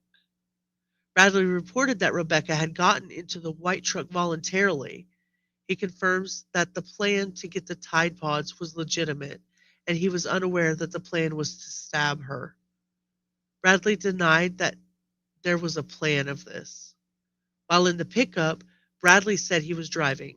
Cortney was in the passenger seat, and Rebecca was in the middle. He claimed not to know what Cortney had told Rebecca to get her into the truck. Initially, Bradley was in the house with Bentley, and he said he went outside to get away from everything, so he didn't have to worry about Rebecca coming in. He denied getting a phone call from Cortney that they were in the driveway. When he got outside, Cortney and Rebecca were in the Escape, and Cortney had said she blew out a tire on the Escape, so they got in the truck. From here, they get on the trail to the woods because the truck doesn't have a valid plate. Bradley said that Cortney was mad because Rebecca was always bad-mouthing her and wouldn't give her a chance to be a mom. Bradley confirmed that Cortney wanted the baby for herself. Despite Cortney wanting the baby, Bradley said it was unrealistic to expect that Cortney would be allowed to adopt the baby. She didn't raise her own kids. Why would she be allowed to have that baby?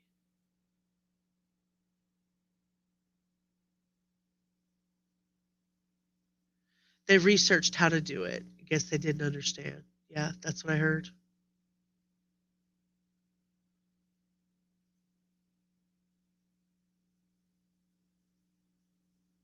Yeah, they did say the research was done.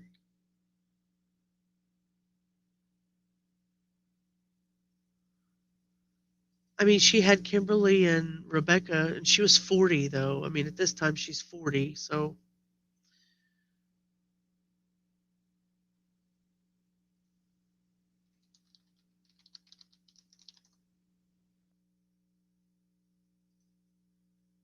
Don't know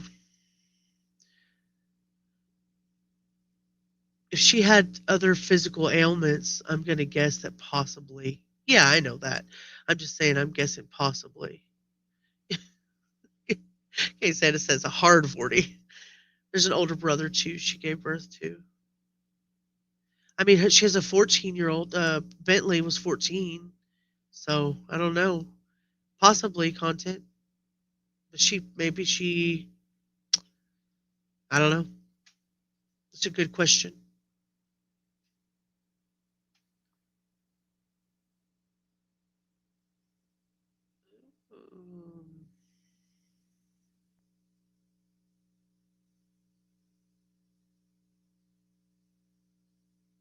All right, guys, we're on 14 of 18. Thanks for sticking with me, guys. I really appreciate that. If you would do me a favor, if you haven't already, please hit the like and subscribe button. Maybe decide to turn on the notification bells. If I can get on a live more than once a week, hopefully I won't get sick again. I'm really, really happy to be with you guys tonight. No, I used to think women couldn't have kids after 40 when I was under 40, so it's not uncommon. Yeah. I love having you here. I hate that this has to be so heavy, but I really wanted to talk about this because this is insane. You're very sweet, Mustang.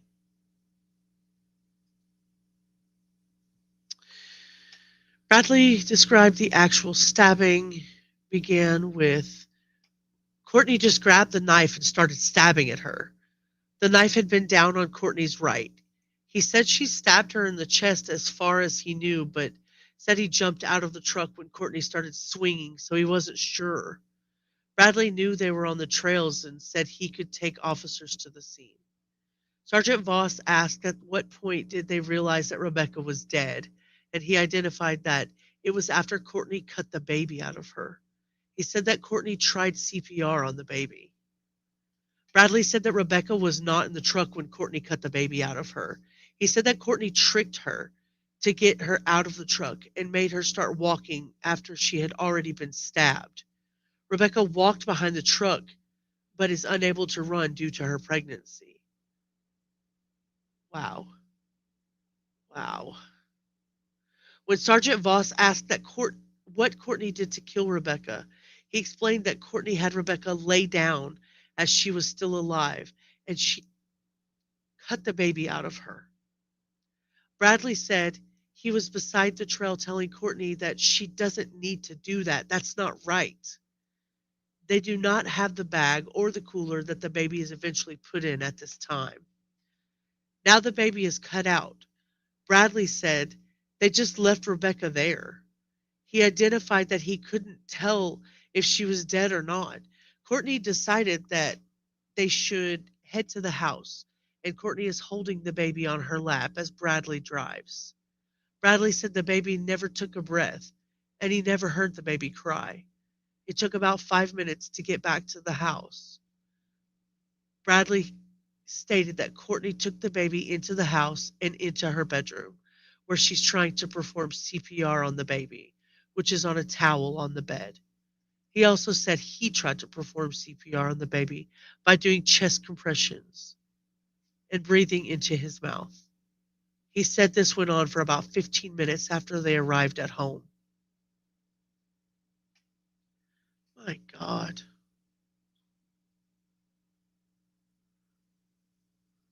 Okay, sweetie. Thank you so much, love. It's so nice to have you here.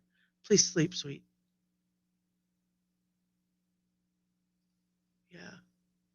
I'm sorry, guys. This is sad.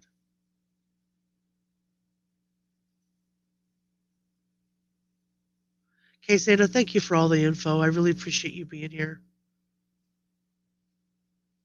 Definitely a nightmare.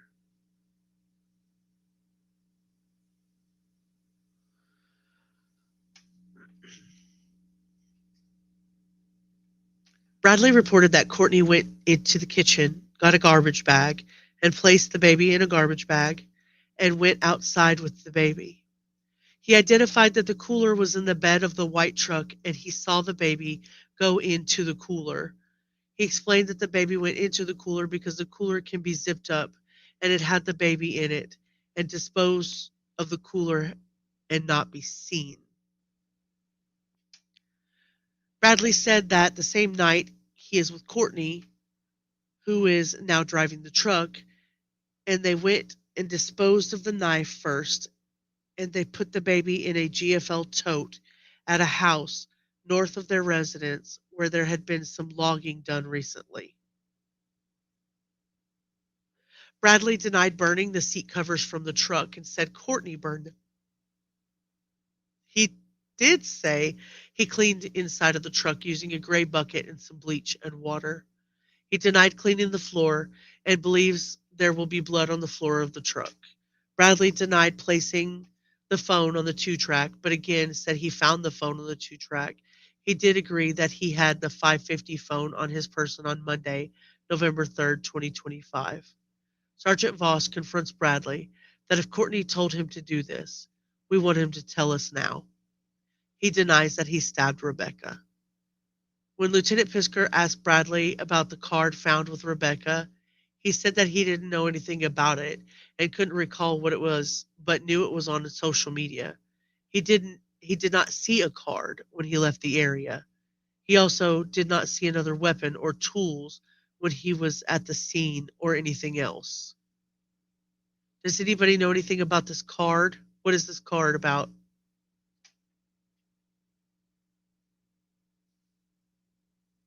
What did they want the card? What is the card about? They likely sat down a few weeks later and ate Thanksgiving turkey, right? It is really sickening. Allegedly speculating, says, I'm still here with this damn Allen wrench. This is insane. I've done a lot of drugs. This isn't drugs. This is some deep-seated evil. Yes, sister. I agree. Why, though? Why did they do this?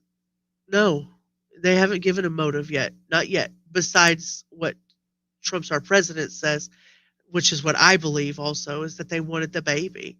And I say they loosely. I mean Cortney. Oh, Kim's debit card. Okay. To frame her. Thank you.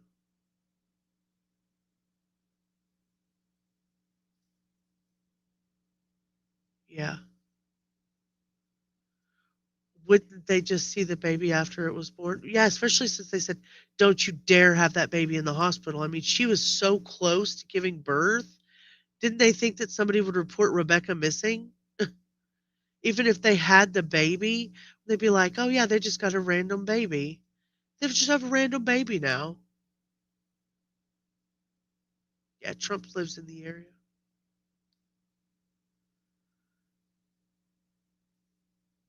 Bradley doesn't know if anyone has been to the scene where Rebecca's body was since she was killed, and he denied that he has been back to the scene. When Bradley was asked about Rebecca not having shoes on, he appeared surprised by that. Bradley gives a description of where Rebecca's body was in relation to the trail and where things occurred. He denied that Cortney had asked him to position the truck so the truck lights would assist. He said the lights shining around the side of the front of the truck was enough illumination for Cortney to cut the baby out. When he left, the body was still on the same hill. Cortney covered Rebecca with leaves, but denied branches were placed on her. At the time, the baby was on a towel next to Cortney. Questioning the presence of a towel, Bradley is asked if he thinks Cortney planned this, and he said, I have a feeling she did, but never told him of a plan. Bradley did not see Cortney place a towel or the hunting knife in the truck. Using a Wexford County map, Bradley showed the route of travel he took and approximately where they were. He agreed he would take officers out and show them where things had taken place on Monday, November 3rd, 2025. While discussing if there was blood on any of the clothing he or Cortney had been wearing that night, he identified that when they got home, Cortney changed into a nightgown. Previously, He had said they had gone out and disposed of the baby and the knife that night. Now, when asked about this, Bradley said that the baby stayed in the cooler that night on the back porch. Jesus Christ. He now reported it was Wednesday, November 5th, 2025, when the items were placed in the dumpsters, specifically because Thursday is garbage day. He said that it was Cortney who placed the cooler with the baby in it in the garbage tote. They were in the escape when they discarded the knife and the baby. Bradley said one of the things that he believes Cortney said after she couldn't revive the baby was, "The bitch killed my baby." Bradley reported that he watched Cortney. The knife was placed in the glove box of the Ford Escape, and he believes that there will likely be blood located in the glove box. On Sunday, November 30th, 2025 at 20:50, Sergeant Voss and I began a second recorded interview with Cortney Bartholomew.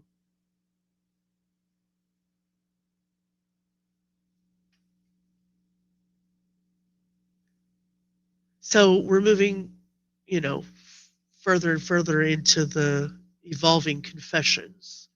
Both Cortney and Bradley are giving a lot more detailed statements in their later interviews. Rebecca is lured into the vehicle with them despite being 38 weeks pregnant. There's a knife or a scalpel present somewhere in the truck, or both. At some point, according to Bradley, Cortney started stabbing Rebecca. And according to Cortney, Bradley's the one who did it. So they're each minimizing their role in this. He describes a little bit of a struggle in the truck, Rebecca being stabbed, and then some disturbing actions involving Rebecca's abdomen and the baby afterwards. There are descriptions of how they attempt to remove the baby, attempt CPR, and decisions about what to do with the baby after they're not able to revive the child. And the narrative says that they placed the remains of the baby on a towel in a container and then transported the baby and left the baby in an outdoor location overnight. It's disgusting.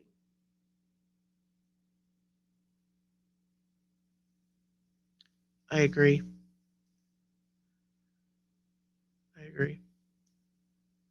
They did have the baby, but then threw it in a GFL container somewhere the next day. I have cameras all over, but the deeper you are in, the less cameras. Some places don't have Wi-Fi. Yeah. Well, their roads are in halves and quarters and stuff out there too. It's so different. Such a different atmosphere.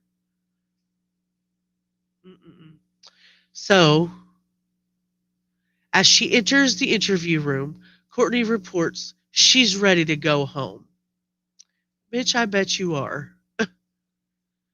When it's pointed out that she is saying it's all Bradley, when asked what she thinks Bradley has been saying, she reported that he's probably saying it's both of them.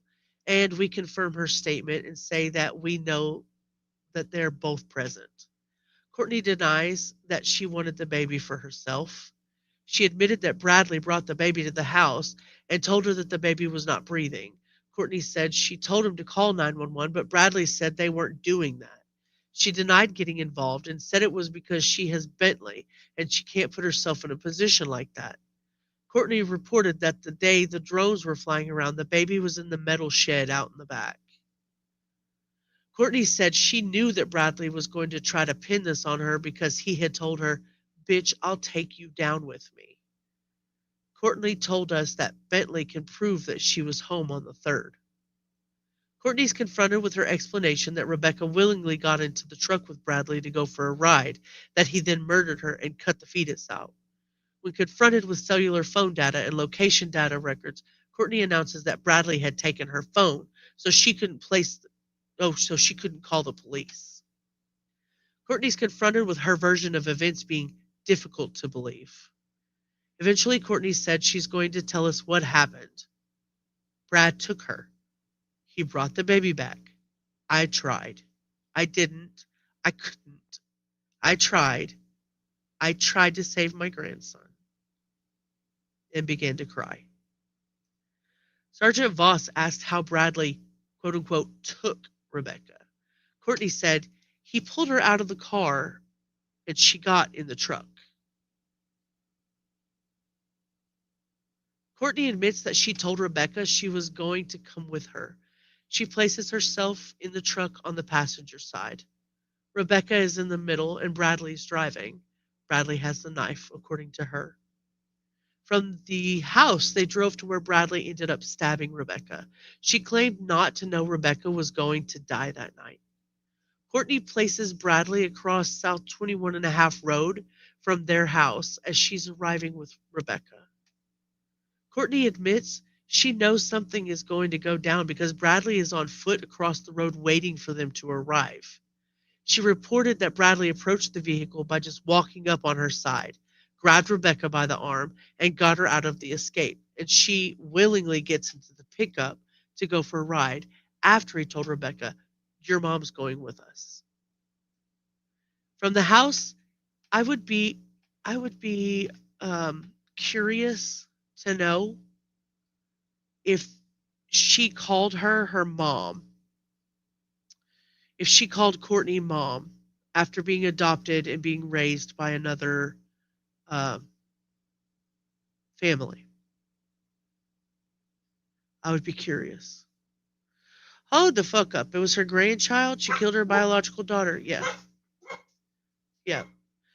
Her kids were adopted out when they were smaller, and she, yeah, exactly.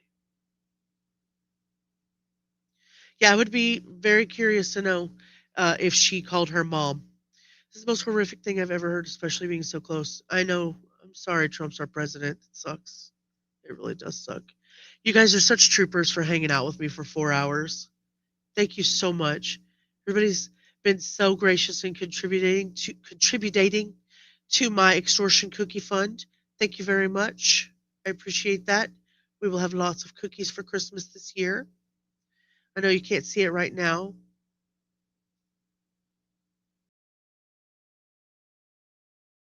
Those are my cookie tins. It's cookie extortion. From the house, they drive to where Rebecca gets stabbed. Cortney said that Bradley told Rebecca to get out of the truck while Cortney stayed inside. Rebecca is taken to the rear of the truck where Bradley stabbed her. At first, she said she assumed that he stabbed Rebecca because he came back with the knife all bloody. When Sergeant Voss asked Cortney at what point did she cut the baby out of Rebecca, she answered, "I didn't, he did, and he handed him to me." Cortney also said the baby wasn't breathing and she didn't hear him cry. Cortney claimed to have never gotten out of the truck because she didn't have her crutches or her wheelchair. She again claimed that this was a revenge plot because she had a sexual relationship with Rich, and because Rich got Bradley put in jail. She claimed that Bradley wanted to hurt Rich. Let me get a drink.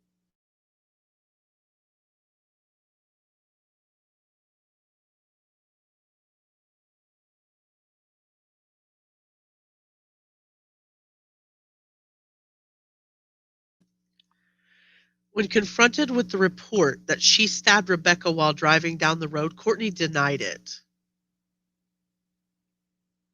When asked how all the blood got in the truck, she answered that it was from the knife, then suggested that Rebecca got back in the truck.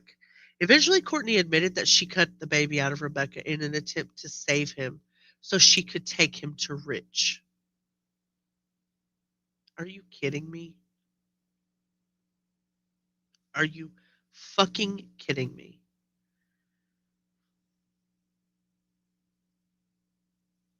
Exactly.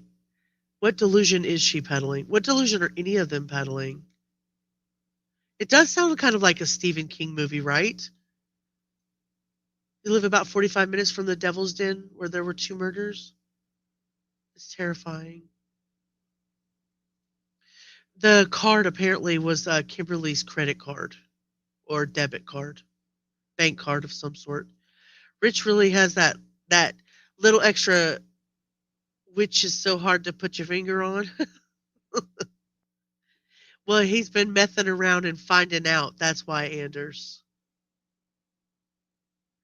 What kind of cookies? Snowballs, Buckeyes, shortbread, gingerbread, applesauce, thumbprint, all of the above? A cookie is a cookie, of course, unless that cookie is cookie dough. And it's still good. When she cut the baby out, talking about cookies and then back to that. When she cut the baby out, Cortney said that Rebecca was still conscious.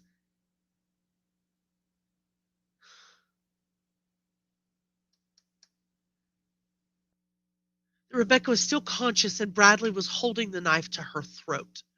She told Rebecca to lay back. Your baby is going to die. Why?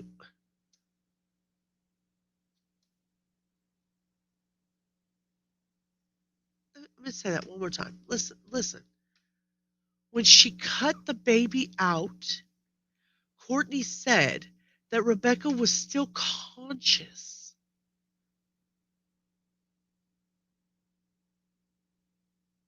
And Bradley was holding a knife to her throat while her biological mother removed her child from her abdomen, still conscious, without any medication.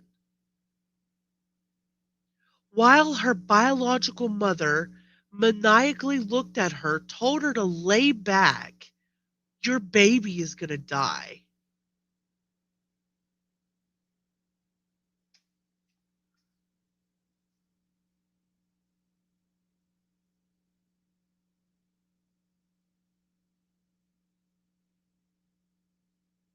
Ugh.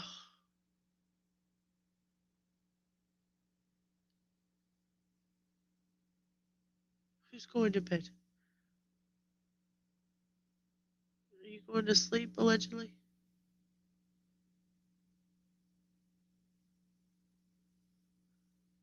No, I didn't think Jess was leaving. She's going to Devil's Den, but it ain't going to be tonight. It is 11:15. I know, Rubber.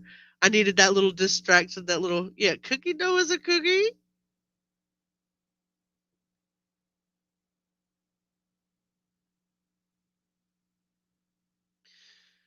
Cortney denied that Rebecca had been stabbed while in the truck.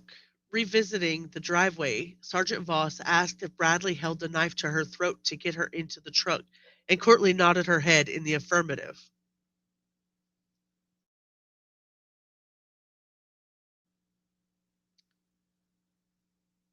While in the truck, Bradley put the knife down by his left side. During the ride, Sergeant Voss asked what is said to Rebecca, and Courtney said, she told her everything is going to be okay. Courtney said she promised that Bradley wasn't going to hurt her.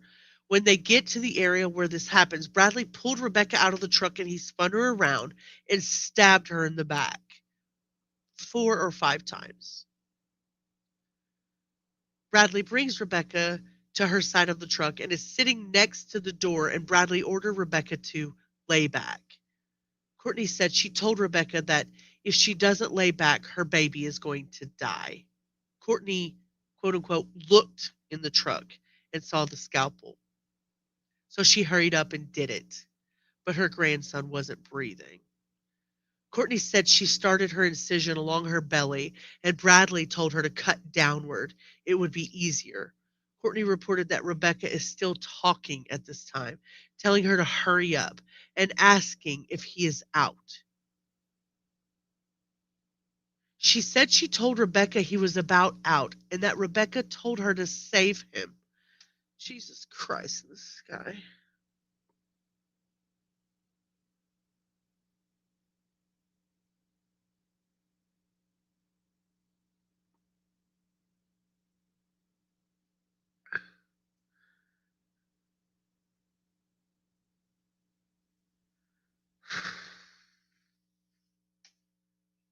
When she got the baby out, Courtney said she had dental floss from the dash that she had put in her pocket because she knew she would have to tie off the umbilical cord.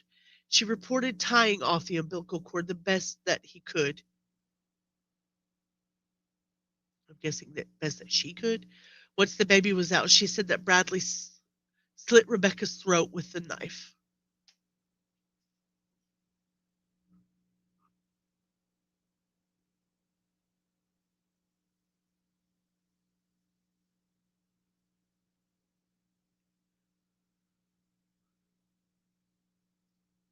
What do you mean contact?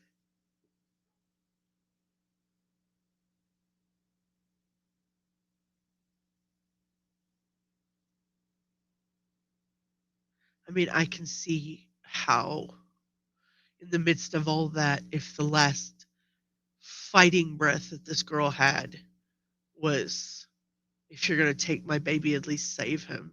You know, I don't know. It just depends on what the amount of love she had for the baby was. I don't know. I don't know her. I know my love for my children.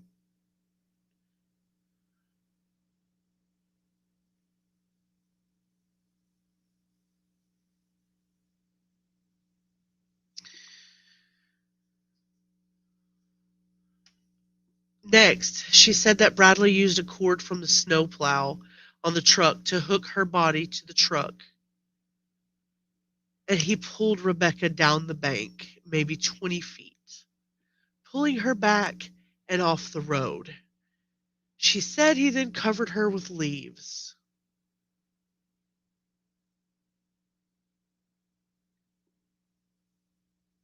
Sorry, guys, I'm trying to keep it together.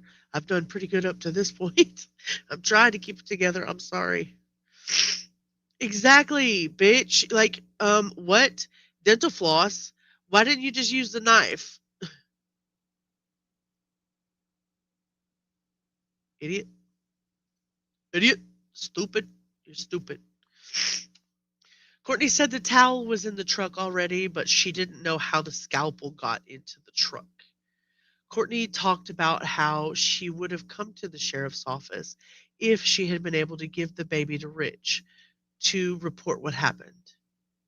Discussing this, she claims that since this happened, she hasn't been able to get away from Bradley. When reminded that on Monday she was in Mount Pleasant and he was in Grayling, she could have said something then. Courtney confirmed that after she was stabbed, Rebecca never got back in the truck. She was asked how the blood got into the truck, and Courtney reported that it was from the umbilical cord making blood fly all over. Courtney said she never stabbed Rebecca. She was only responsible for trying to save her grandson. Well, what a fucking martyr you are. When asked if she thought she could have tried to save her daughter, Courtney said she couldn't. When asked how many times she talked to Bradley on the ride to her house from Rich's, she reported it was only once. She identified she had the 429 phone and that the call that they had lasted about 10 minutes. When Lieutenant Pisker confronted Courtney with the 2 incisions she admitted to having made to remove the baby, he asked her if she thinks Rebecca would have survived those wounds. She said, no, probably not. Courtney admitted that about 1 to 2 months prior to this having happened, Bradley researched the procedure for getting a baby out. There it is, Kane's Nana. Thank you.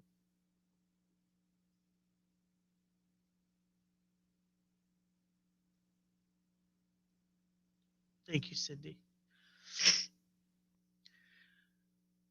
Courtney said that Bradley put the items in the dumpster, but she was present in the Ford Escape for both. Courtney is asked whose idea it was to leave items at the crime scene, and she said it was Brad's. She then identified that the items were Kimberly's debit card and a razor knife. Courtney reported these items were placed after Kimberly went on social media, saying that Courtney and Bradley were responsible for the purpose of framing Kimberly. You guys said you didn't go back to the body, but you did. You did go back. You did go back. You said you didn't go back to the body once it was done, but you did. You placed that stuff there after. Kimberly went on social media blaming Cortney for the murder.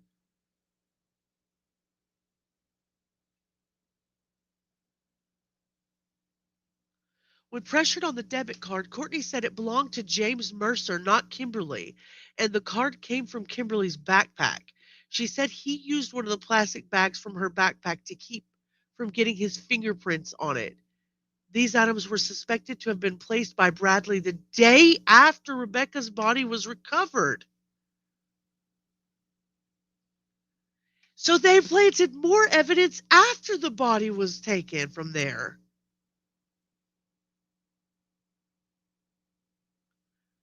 So they went back after the murder to place things, and then they went back again after they removed the body?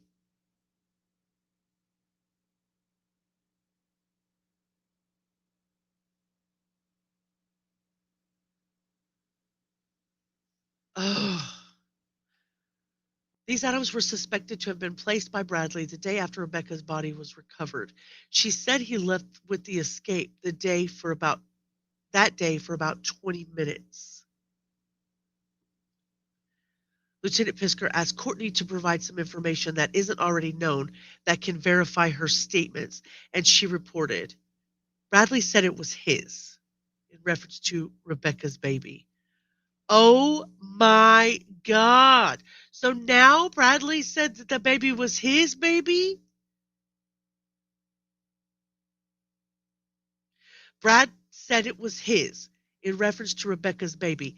Now, when it is questioned that they don't like each other, Cortney said, yes, they do.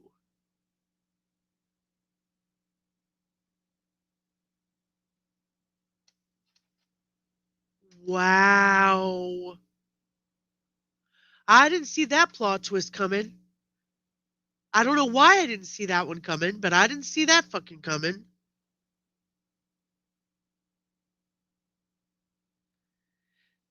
So maybe that's why Cortney wanted to do it. It wasn't just about the baby. Maybe she was mad jealous that Rebecca and Bradley were messing around. Revisiting the conversation she had with Bradley a month prior about C-sections, she reported that he looked it up on his phone. When asked why they were having the discussion, Cortney answered, because that's what he said was going to happen. She said he told her he was going to cut the baby out of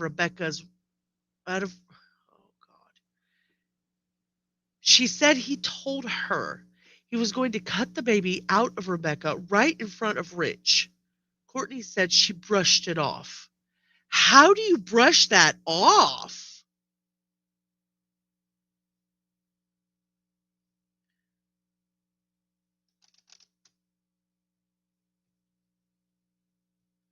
When Lieutenant Pisker commented on Cortney's story about having delivered a premature baby that was down in the NICU, she denied it and suggested it was a friend's baby that she was thinking about giving up.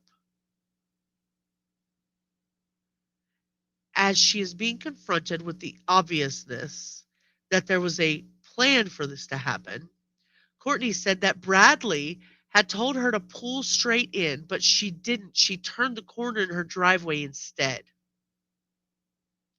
Questioning why he told her to pull in straight, Cortney reveals that Bradley had told her if he was going to do anything, it would be right there. When he does grab Rebecca, Cortney tries to get him to stop, but she said that he had the knife to Rebecca's throat and he ordered everyone to get in the white truck. While in the truck, Rebecca slid over to Cortney, asking what was going on, and she said she reassured her that Bradley just wanted to talk. Really, Cortney? Really? Because a month before that, he told you he was going to do it? Cortney described that Rebecca was calm after just having a knife held to her throat to get her in the truck. Jeez. Thank you, Norma. Thank you, Scratch.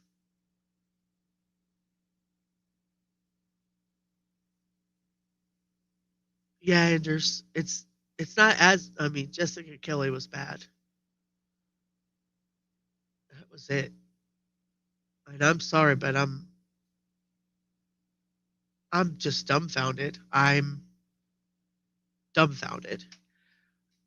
I'm not lost. I have a really good sense of what's going on now. But I'm really angry inside now. I'm really, really angry.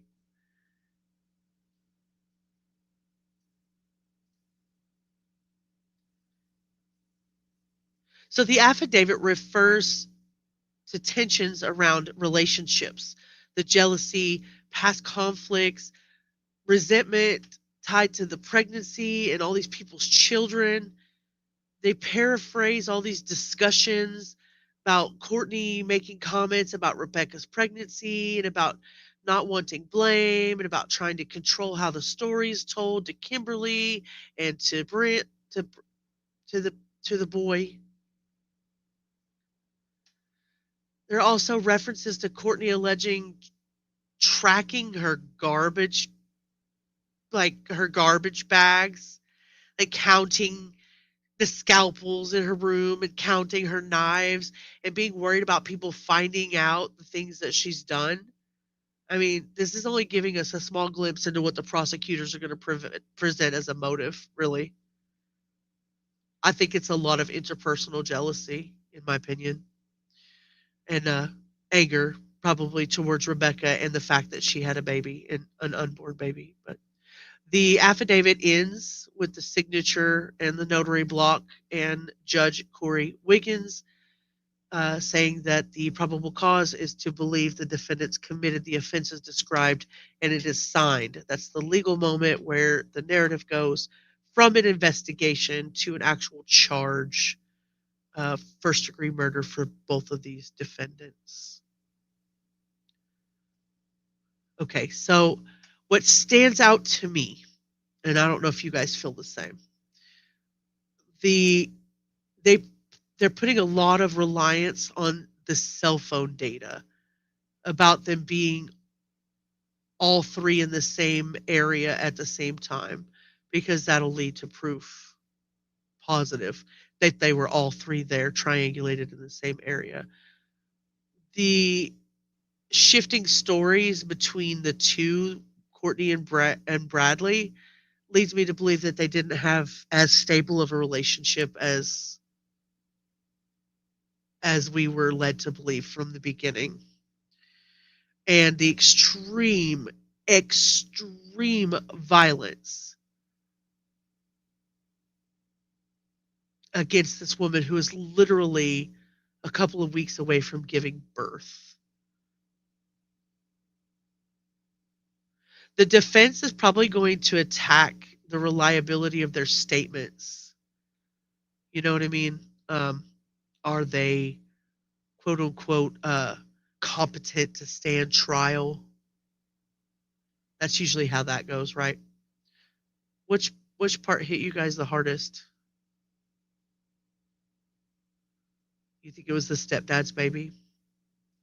Hey, Edith. Nice to see you.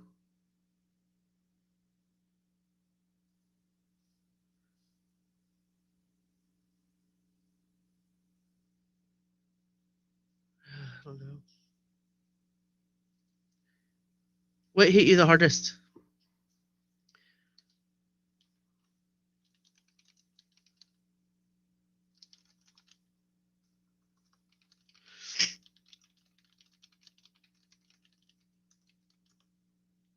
The baby being put in the lunchbox, yeah. And being put in the back porch all night. All of it, yeah. Yes, she had 2 other children. That's with the adoptive mom. Eddie, thank you so much for being a member for 4 months. I really, really appreciate you. You came in a little late. We're on the tail end of it, but I think you could go back and rewatch if you want to.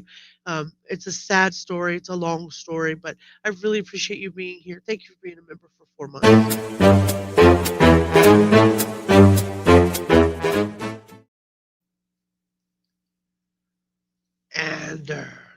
Mr. Anderson. Okay, guys.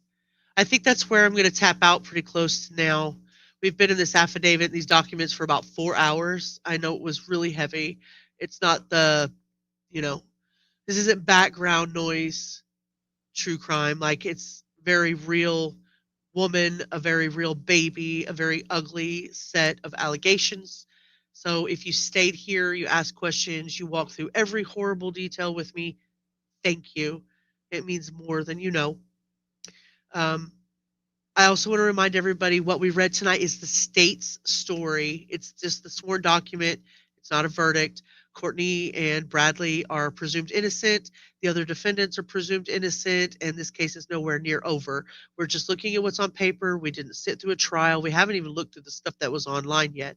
If you missed pieces of the stream or you came in late, replay is going to be up. I'll also put the TikTok that we looked at in the description, and I'll put it on the page as well. I'm going to keep hunting as much records, transcripts, motions, all of that stuff. When I get any new documents, we'll come back and talk about it again.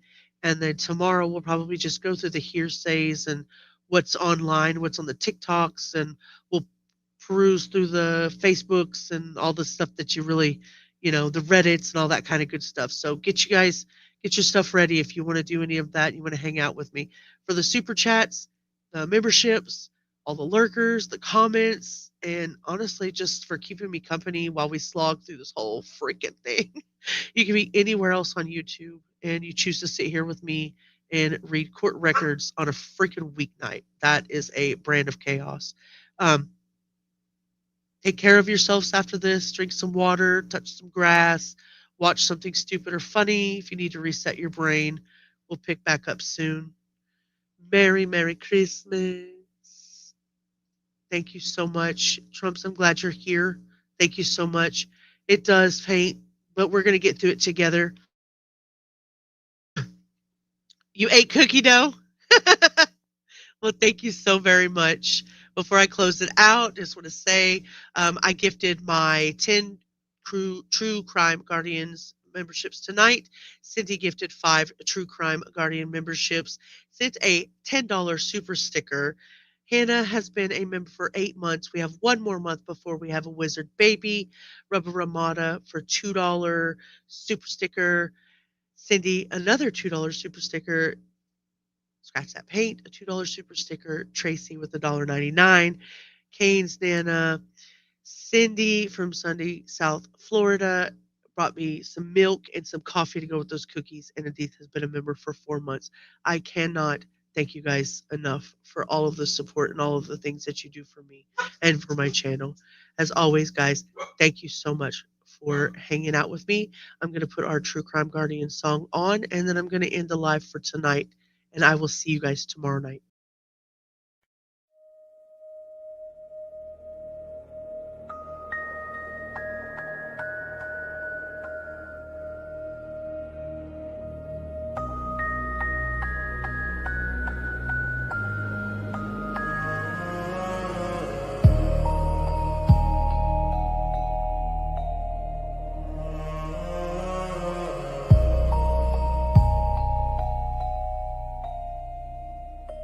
We found the flame in the silence when the world forgot our names.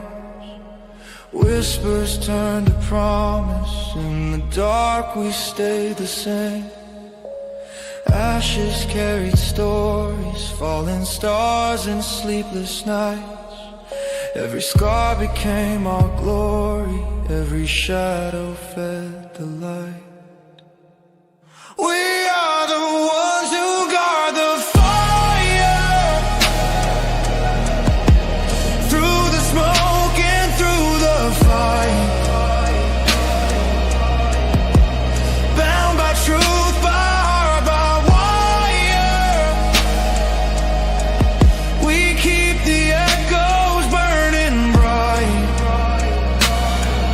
No crown, no fame, no higher name, just sparks that cut the endless night.